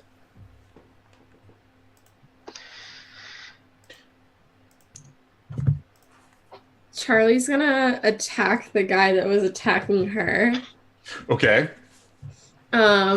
He has kicked out at you, trying to push you back a little bit, and has turned on to Connor. Yeah. I'm gonna jump on his back Okay. and try to grab his arm with the sword and stab it into his gut. Probably a good idea that you don't jump on the back of, or you jump on the back of that one and not another one. I'm just Wait, what? nothing. Chose the right one to jump on the back of. Oh, good. Okay. That's fine. Everything's fine. I'm fine. Where's my character sheet? Okay, so since it's the finest detail, perfect short range target, always gets up martial arts, outgoing agility, and I have a tier -1, so that's 4. Okay. And I'm going to hit him with all I got. All right. Sounds good. Yes.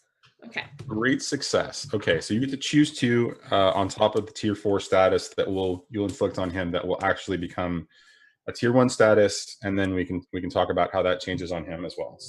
So I'm going to secure a superior position by getting on the back of this dude. Okay. And then grab his arm and plunge his hand with his sword into his stomach. And that will be a get him good.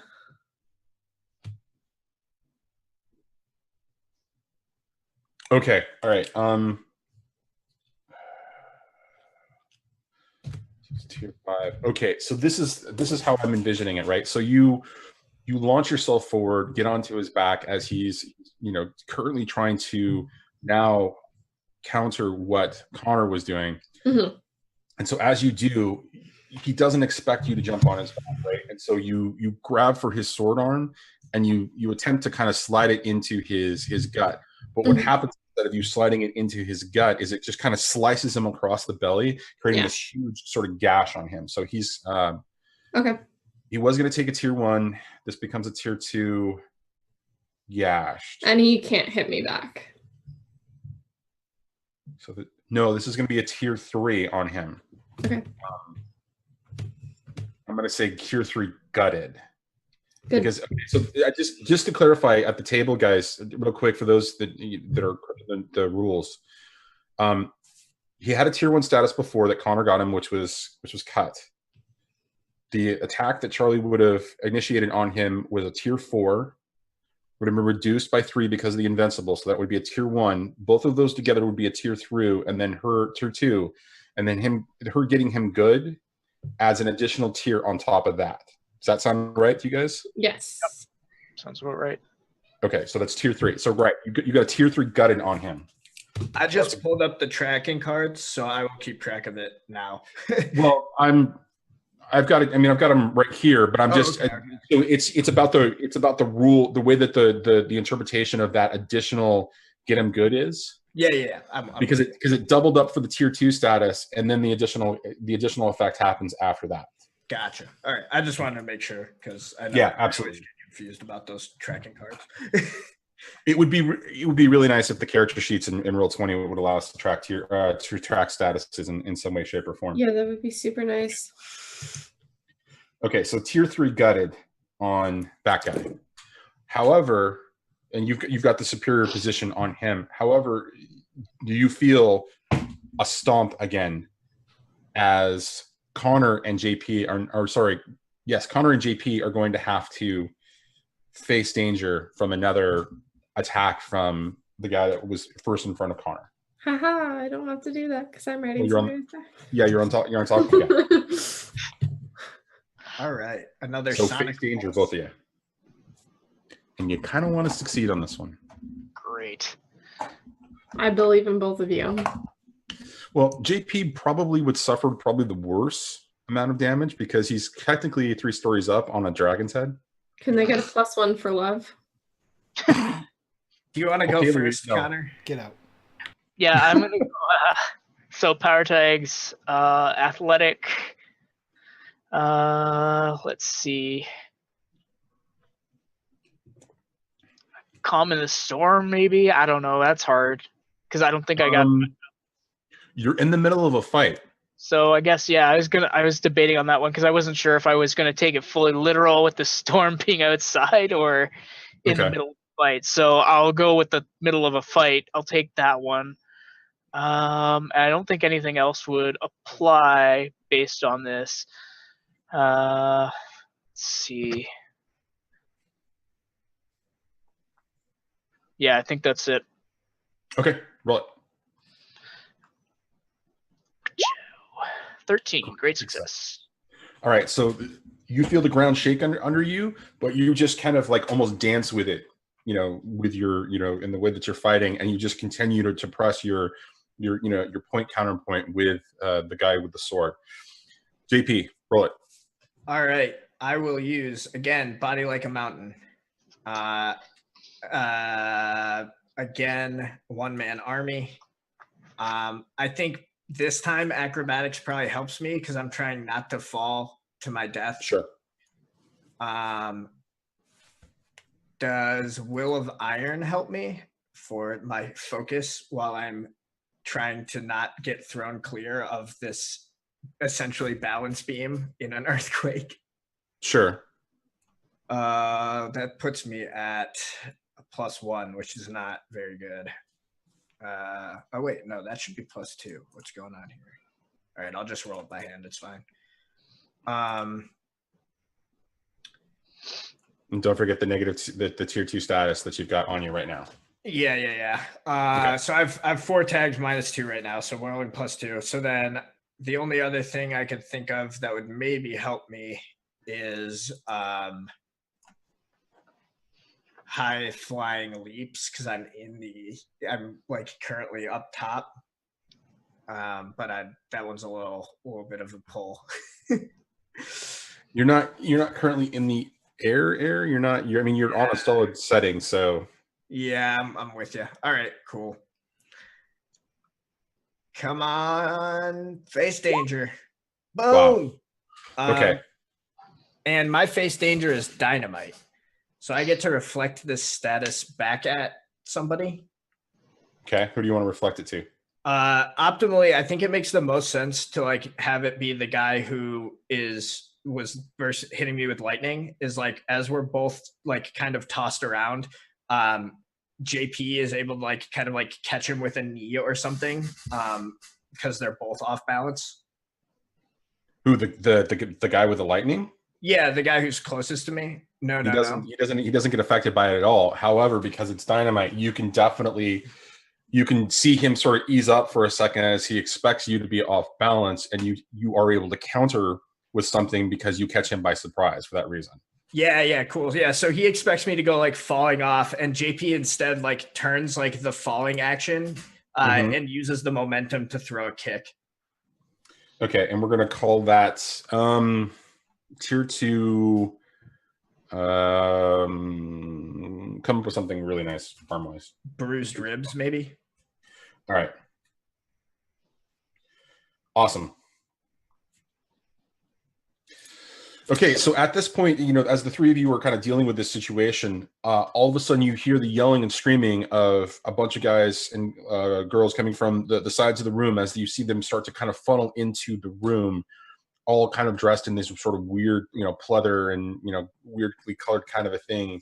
And Charlie, you're probably really glad that you can't see their outfits because they're really freaking ugly outfits. And mixed among them is Desmond kind of going, "Hey guys, let's go do this. Me too, huh? Me too." Oh, Desmond, you just come into the scene and you see that there's sort of this weird fight going on. Yeah, what are these guys doing? Which guys? The Neon Dragons. The Neon Dragons Neon are trees. moving. They're trying to move in on your friends in the room. Okay. Man, and I haven't seen this Shen guy anywhere? Fuck me, running. Yeah, I guess so. Desmond kind of comes in with everybody, and I'm sure someone sees him. And I am going to leap to my friend's aid, obviously. Like, the jacket just like, whoop, the jacket comes off, because that's all he was wearing was a jacket and Farrah Fawcett hair. So I am going to... I'm going to change the game. Uh-oh. I'm going to use super speed to get up in between everybody and to my friends, possibly nimble as a fox. Act just before it happens. I want to get there right before anyone is swinging swords at anybody else. And my new power tag, which is a dope description when you level up a relic. It says transference. Some of the power of your relic has rubbed off on you. Choose a power from some other mythos. And I can now conjure heavy fog as the room begins to fill up with fog. Like a ninja vanish. Poof! Smoke bomb. So I'm gonna attempt to conjure heavy fog in this room to try to get these people out of here. Do it. Change the game. Wow. Great success. Yeah, so there's gonna be create summon new objects, which is fog, ninja fog. Create temporary tag to one location, which would be this room, which would be, I guess everyone in this room would be disorienting, maybe, because now there's a room full of fog. I don't think I would. Oh, right, you don't have any visual effects, so everyone but you would be, I would say, would be disoriented. Am I above the fog? Or is the fog that, encompassing? Yeah, sure. That makes sense. So then just Connor. Suck it, Connor. Sorry. So Connor and everyone else in the room, all the other bad guys. I want to prolong the effect. Okay. Because I want us to be able to escape out of here. And then one more. And then one more. One more. Remove burner players. That's it, I guess. I'll hold one juice. Is it smoke or is it fog? It's fog. But is it okay? So, is it like a chemical fog or is it actual moisture? So the way it works, right, is Tsubaki can transform into weapons, and because I've been associated with Tsubaki for so long and wearing Tsubaki, now I can do things. So I conjure the fog out of me. So I would assume it's some kind of moisture. Okay. Yeah, because he doesn't have a chemical thing inside of him that just produces. So it's fog. like a sweat fog. Yeah. Gross. I mean, technically, he's covered in corpse water, so he just evaporates the corpse water into fog. So. Oh, that's so much better. Yeah, that's way worse. Yeah. But you don't know. It's just fog. All right. So this kind of rolls out as, everybody, it's sort of on the ground floor is kind of disoriented by it, except the two that are on the floor, right? Yeah. But it just kind of moves in like that, right? And so Charlie, you just feel this kind of moisture around you, and Connor, you just kind of see it kind of whoosh towards you and just kind of coalesces around.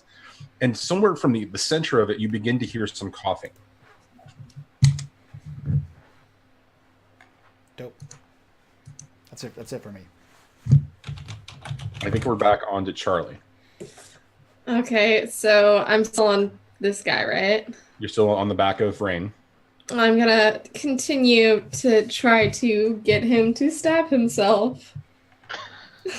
Okay. Now that he's aware of you, this is definitely going to be toe-to-toe.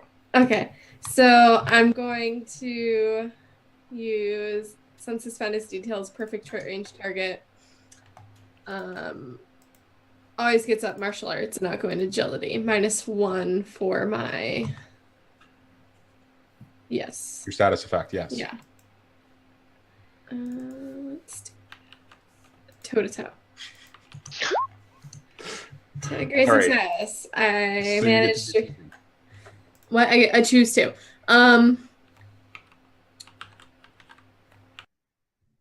I stab him real good, and I'll do just a +1 on that.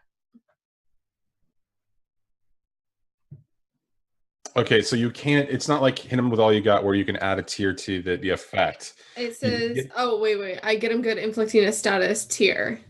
So you can do the status 4, which is going to get reduced, and so it's going to have some effect on him, right? It's going to have 1 tick on that, but it's not going to be as effective because he's already hurt really bad, right? So he's got the invincible. What's the second thing you want to do in this particular case? If you want to manage your goal, if you want to reach a goal of some kind, then tell me what other position you want him in, or if I want him down. Okay, so my goal is to gut him. Well, I understand that, but so you can reach the goal of getting him down like prone in some way, but you're not going to be able to block or counter if you don't like. He's going to do something. I'll block. I'll just counter whatever he's going to do. All right, so he's just trying to kind of shift and struggle, and you're able to kind of get him to slice himself again, right? And he's just looking a little bit worse for the word, but not too terribly much worse. But he just continues to struggle to kind of shrug you off, and you're just like this little freaking monkey on his back, and you're just like holding on, just kind of almost riding him like he's a bucking horse kind of a thing, right? And so Connor, you see this going on as this. Sorry, go ahead. What I imagine is like his sword is like stuck in his stomach, and I'm just like holding on to the sword, but my legs are fleeing. Yeah, it's everywhere. like it's kind of like down there, right? And so you're just kind of slowly digging into him even more, right? And so Connor, as you kind of see all this is happening, right? And it's just this kind of struggle, and you're just kind of almost standing back, looking at it, going, you're kind of laughing at it a little bit when you see a hand sort of reach out to you and try to grab you. Okay. Facing. Okay, so we're gonna go athletic. Now, I don't know if that would work. So what are you applying to this face danger? I think athletic, and I think that's gonna have to be it, because I don't think anything else is gonna apply, because I can't. Okay. Let's roll.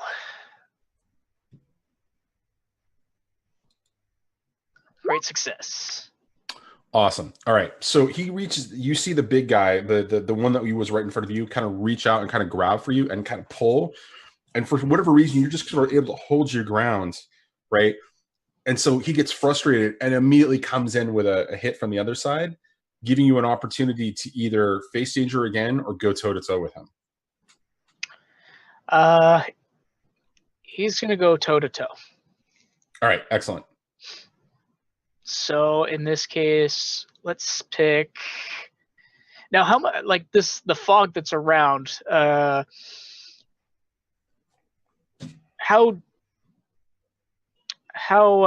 is it affecting? Like, can they see me clearly? Am I able to still be somewhat? He can see you clearly because he's in physical contact with you. Everybody else around is having difficulty seeing you. Okay. So then I won't use those. So let's go with can turn into any weapon for my katana. Okay. Doubly potent against aggressors since he's coming in on me. Ancient swordsmanship. Athletic. Ready for the kill. Okay. Calm in the storm. Okay. And you don't have any negative stat effects on you right now, is that correct? I've got the -1, so it'd be a 5. Got the -1 for the fog. Oh, for the fog. Okay. All right. That works. And since no one is helping me, I'd probably say, and since everybody's obscured and can't see me, I'd probably again take can't do this alone. Okay. And possibly demonic rage, actually. Make that a 2. All right, if you want to play both, go for it. So let's see, that was 6 minus 3, so 3.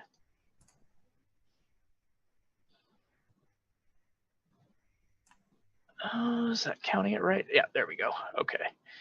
So go toe-to-toe.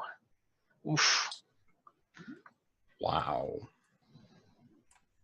There we go. Yikes. That's rough.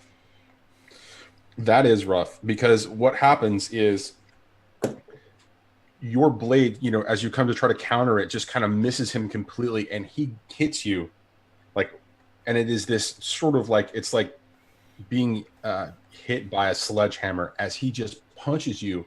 You go flying out of his his hand, and you go flying back, a good distance, and you kind of barrel into a couple of neon dragons that are just kind of hanging out, like right, just that are moving in, and they're confused, and you just kind of barrel through, and you take, let's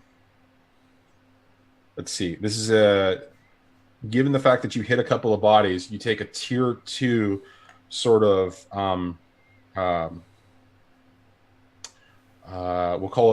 we'll say, fractured ribs.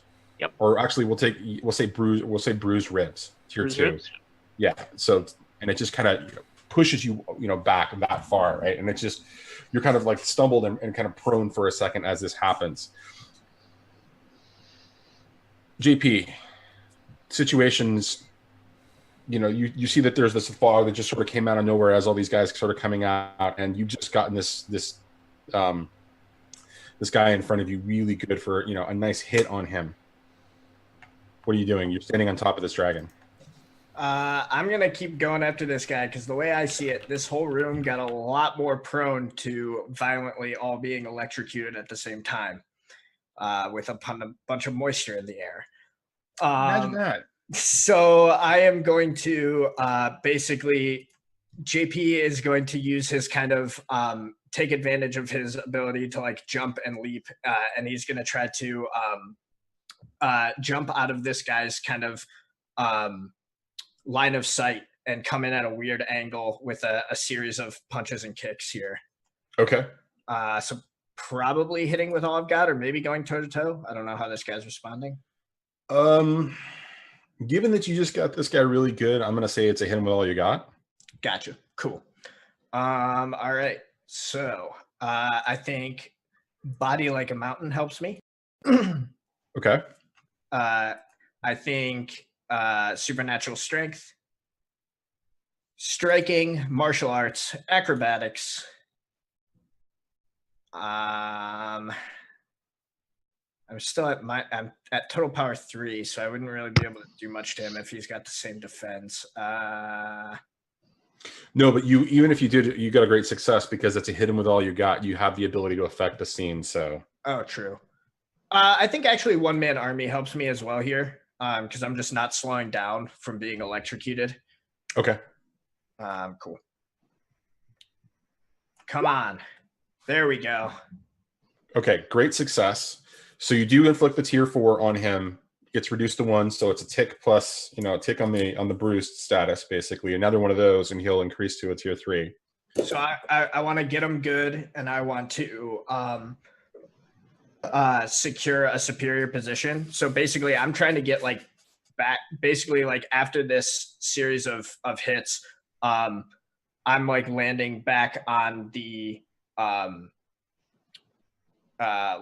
ledge area where he's on, as opposed to being on the dragon. So I'm not just like hanging out over empty space. Does that make sense? Okay. Yeah. So those are all right. So you're going to get him good, which is going to increase it to essentially a tier 5, right? Or sorry, it would increase it to. You're going to hit him hard, or you're going to hit him in such a way that it conveys to him that tier 3 status that you're expecting from him. Mm-hmm. So tier 3, and then you kind of jump back onto the dragon's head as he takes that hit and then counters, and you're going to face danger then there's a huge ball of lightning, like just kind of focusing, kind of towards you. Yeah, cool. I'm just gonna go right at him. Just gonna go blasting through this electricity like it's nothing. Okay. Body like a mountain, supernatural strength, defiant charge, one-man army. Okay. What about your tier 2 status as a negative? Yep. So that goes down to 2. Come on. Mild success. Okay. So again, the ball of lightning, you are able to sort of, evade it a little bit, but it still kind of connects with you, right? And it conveys to you another tier 2 sort of, chard, which I believe is going to increase your status to a tier 3, and it's going to be singed now. Like you're looking pretty badly hurt. Yep. Singed wise. And so your skin looks really, more than just blackened, it looks blistered. and that ball just kind of dances across you. All right, Desmond, you're in this situation. You've just basically, fogged everything out and kind of revealed yourself to be the hero. I am a pretty awesome hero. Thank you for noticing. Your words, not mine. You said it. You literally said, "Reveal yourself to be the hero." You're correct. I said a hero, not the hero. I heard the guys. Back me up. Talking about.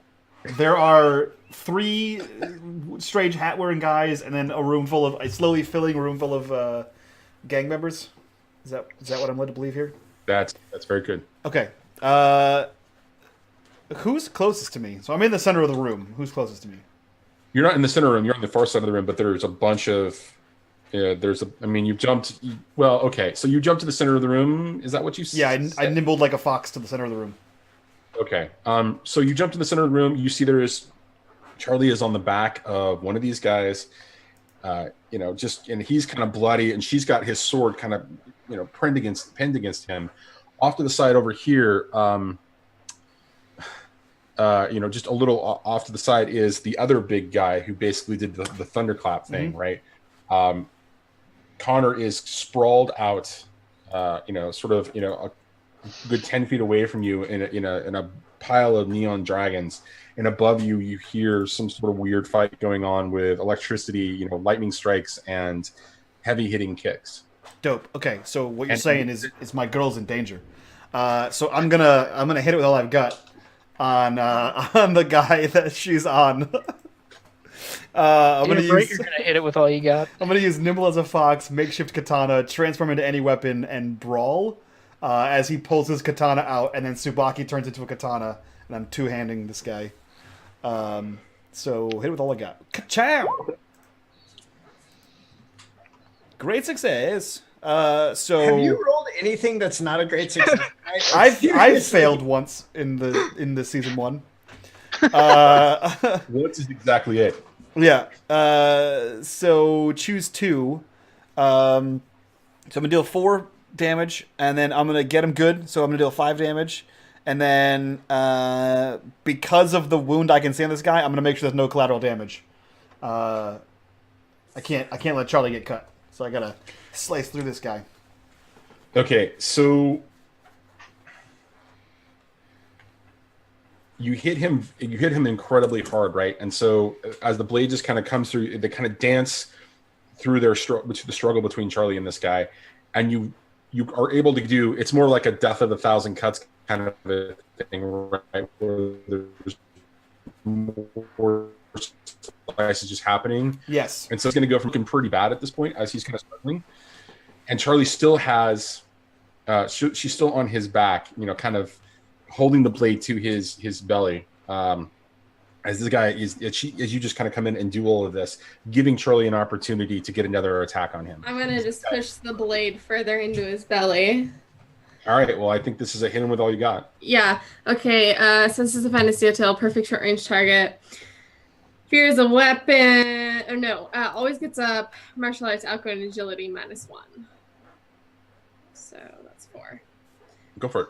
I was really hoping I'd fail because I sent you what I want to happen if I ever fail. Oh yeah, I'm waiting for it. It's one of the things that I definitely want to happen. Absolutely. Okay, so I'm gonna take. Wait, I get 2 right. I'm going to push his sword all the way into his stomach. Okay. So they get a +1. Okay, get him good. So that's 2 on them. Okay. And then I'm going to secure my position so they can't hit back. Okay, so he's bleeding incredibly badly, right? I mean, he's almost down for the count. You can see that the blood is kind of gushing, and you can see a little bit of his guts kind of hanging there, right? And then I'm just gonna yell at Desmond. I'm gonna yell, "I can do this myself. Leave me alone." Connor, you're able to kind of get up and there's a flourish of like fog and activity going on back of this guy. Whoa, nice internet there, guys. Bad. That was terrible. I completely roboted out there. I apologize. It's okay. And so, kind of you can see that Desmond has stepped in and kind of done his slicing thing, and this guy is just ready to go down for the count. But looming behind both of them, you can see moving in, is your friend that just punched you in the face. What do you want to do? All right, Connor's pissed now, and then you see him. He gets up, and his spirit katana, it actually blows up into flame even more. And I actually think he's gonna stop holding back on this, because he's okay. He's gonna give in. He's done. And he's ready to take this guy out. He doesn't like getting hit, and yeah, he's over this. So his katana all of a sudden bursts into greater flame.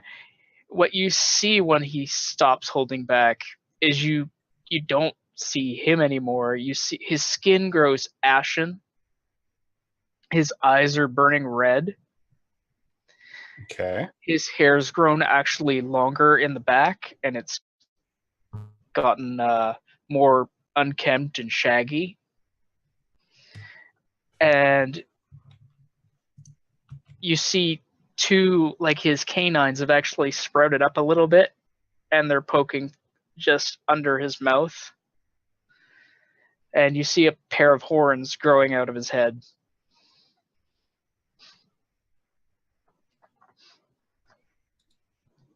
Okay. And then what happens? Oh, he charges in fully, and I'm going to use my crit on this. Okay, so that's not possible. You would use a juice. Yeah. Well, so let's hold on just a second. So describe the action that you're going to. So you've done this transformation. What is the actual action that you're doing? Because now we have to talk about something in respect to the sort of the severity of this, the spectrum, right? Yeah. So in this case, what he would do, he's looking to charge in, and he's totally giving in right now to his mythos. So demonic rage is fully taken over. So he's like, it's like a battle rage, almost berserker rage in this case. But he's going to come in and full on attack him, using like ancient swordsmanship and all of those particular samurai style of moves. Particularly in this case, what I'm envisioning is he's actually going to rush in. He's going to start weaving in and attacking up and down, kind of like you'll see them go into a sort of dance, weaving back and forth. And then eventually he will roll over his back and then come up behind him and flip the katana, like the spirit katana, over in his hand, and then just come straight up his midriff. Okay, and this is on the guy that punched you, right? That's right. Okay, all right. Now we need to talk about scale. Scale is the severity that I was talking about. This is the first time that his character has gone with stop holding back. Yep. This seems to me to be either significant or no return. And the reason I say both of those, and the argument in my head for significant is that this isn't necessarily pushing out of the realm of actions that we've seen him take. It's just it's like the next evolution, the next exaggeration of that. Yeah. The way it could be no return is the fact that this is the first time that the demonic state is like coming fully forward, in I guess in scene, and we're seeing the true potential power of it. But I mean, where do you think it kind of lies in between significant and no return? In this case, I think it would be more significant. I think he'd still be able to come back from it. Okay. And in this case, because he's it's the first time he's losing control. It's not like I don't think he would let the mythos fully take over, in which case it would be a total loss. Okay, so the way that this works is you roll 2d6, and then you add however many logos as your modifier, right? So you've got two. If you've got 2 mythos or 2 logos, it would be 2d6 plus 2. Yeah, it'd be 2d6 plus 2. Yep. And so you guys do this manually in Roll20, like in the thing. Yeah. There's not a button. There's not a button for stop holding back at this point. Okay.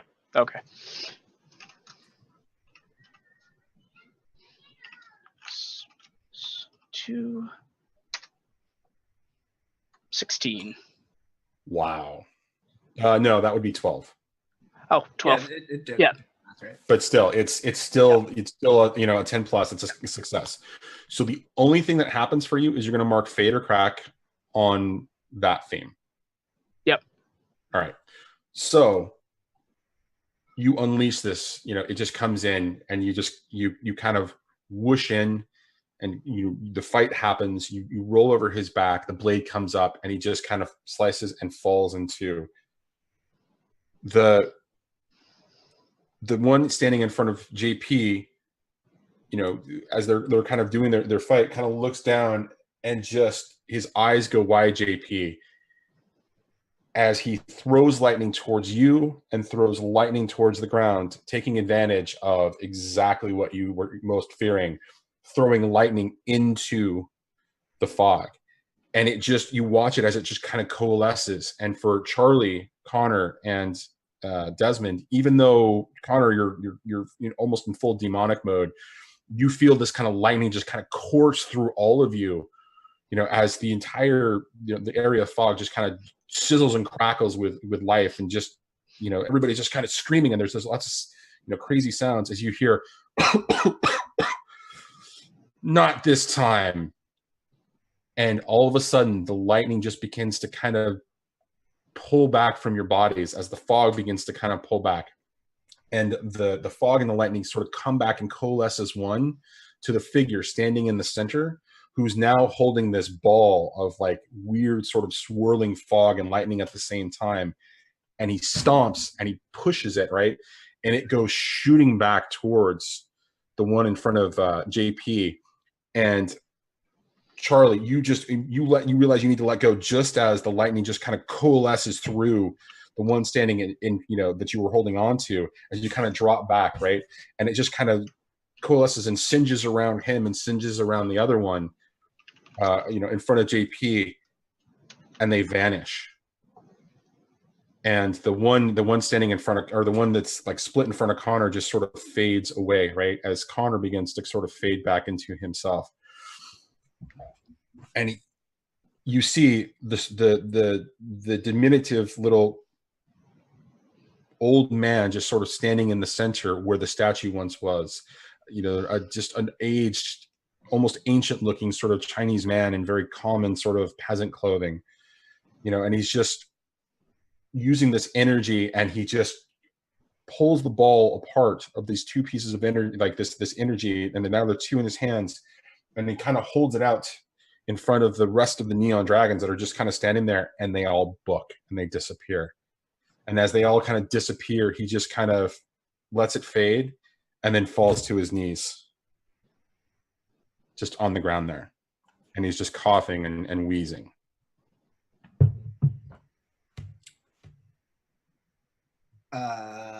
Man. Hey man, are you Shen? Who's asking? Mr. Gallows? Do you heal people?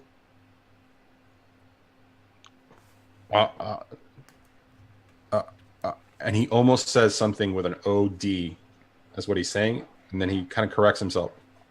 Oscar is asking about me. Yeah. Oscar sent us to here to find you.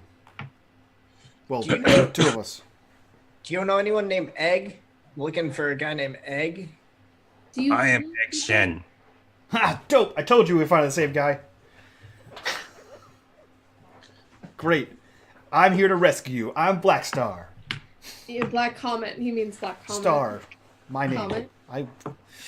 Here, young lady. And he reaches in, and he hands Charlie a little flask of something. That'll take care of what ails you. Thanks, man. And as JP kind of walks up, as he comes down, kind of Yeah, walks man's up in the situation, he looks at you for the first time, and you see that there are some bright, sort of powerful eyes behind that old face, and he says, Next time, make sure that you light the braziers at the same time, okay? Hey, I was the one that said do that. No one followed my instruction. It's not really my fault. Yeah, sorry about that. Fadi sent me to find you. Two old friends looking for me. How nice of them. and he kind of looks around at the. We should leave before the master of this house returns, or any of his friends. And so you all find yourself on the, we're going to cut to you guys have made your way back upstairs. And the rain is still kind of pelting, in the night. Nobody has actually come to kind of deal with the situation that there is a car sort of parked in the front waiting area of Wing Kong Exchange. And he kind of steps out into the weather. He's like, It's been a century since I felt rain on my skin. I can't thank you enough. Sorry, it got a little messy there. We appreciate the assist as well, don't we? Yeah. So, how can I help you? Oh, I was just here to rescue you. Me and this guy. Yeah. Oscar's looking for you. So, just come with us back to Oscar, and then that's Well, it. I have some business to take care of first, but tell Oscar I'll be there shortly. Like, Mr. Shen. And my word is good with Oscar. Mr. Shen, after your business is complete with both Mr. Gallows and your own personal business, I was wondering if you would take a look at this relic that I have. It is Japanese in nature. I'm not sure I can help you, but I will do my best. Very well. We can check that out at a later time. and he nods his head. As for me, I'm looking for a dragon. Fadi said you might know a little more. Any particular dragon? Yeah, actually. The book I said calls him the King of the Eastern Sea. Perhaps we should have this conversation somewhere else. I have much I can tell you. It is cold though. We should get out of the elements. I miss the rain, but I'd miss not being cold even more. And you, young lady, what can I do for you? You already gave me the flask. I'm good.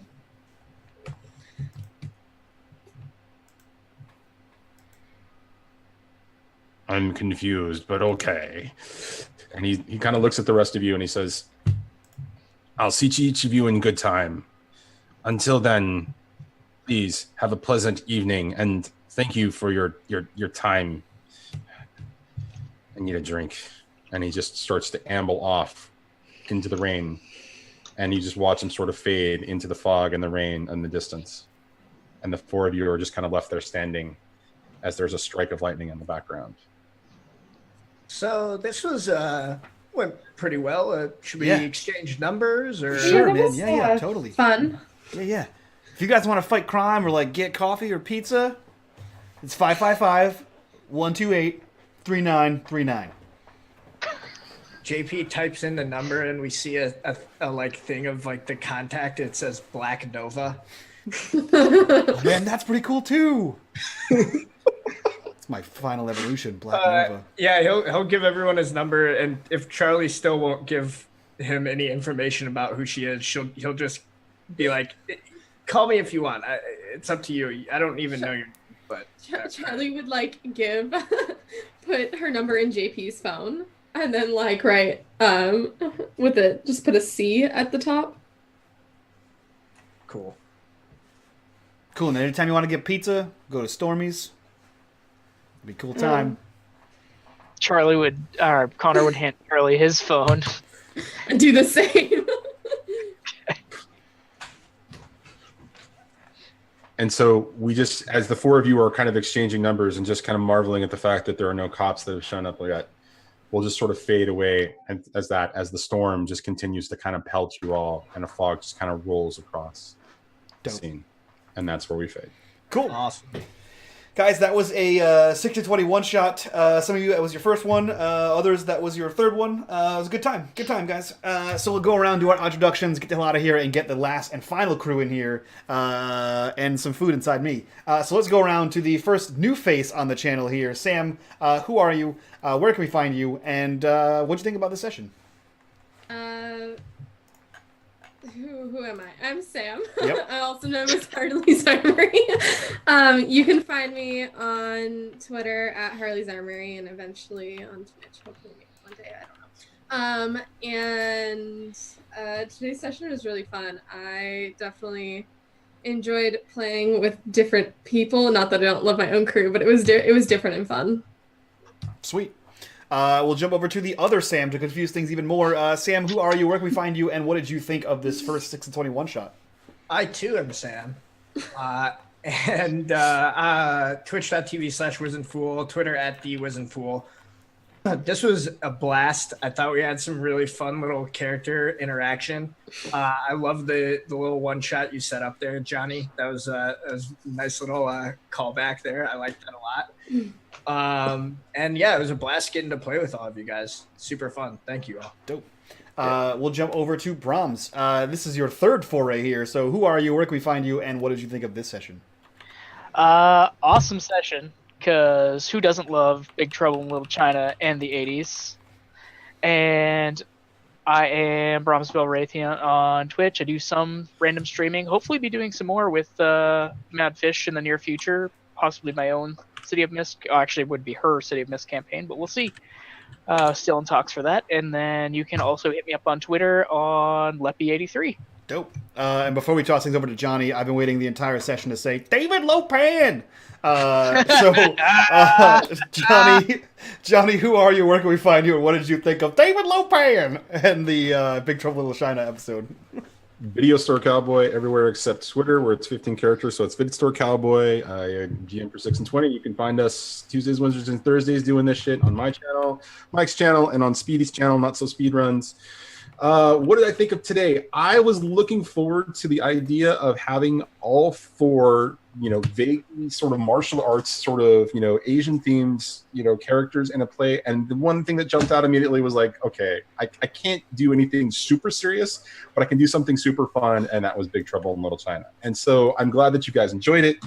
I actually have a bunch of material that actually was written for this particular little adventure. And there's always possibility of a part 2 because David Lopan never showed. And Egg Shin is in our world now. So, I love that guy. This is my favorite. So here's my favorite thing about this is that Egg Shin is going to visit some of you next season. Oh, good. Because of what happened today. So it's going to be really good. But yeah, I had a great time. Thanks again, Mike. James Hong is my favorite. Is my favorite actor. David Lopan. All right, guys, that is it for the third one shot in our 12-hour stream. I'm tired already. We're gonna get out of here. We're gonna jump in for our horror D&D game. It's gonna be awesome. It's gonna be puzzles. It's gonna be crazy. One of us is drunk at least, and one of us is tired. So yeah, we'll get the hell out of here. We'll be right back for the last game. For now, bye bye.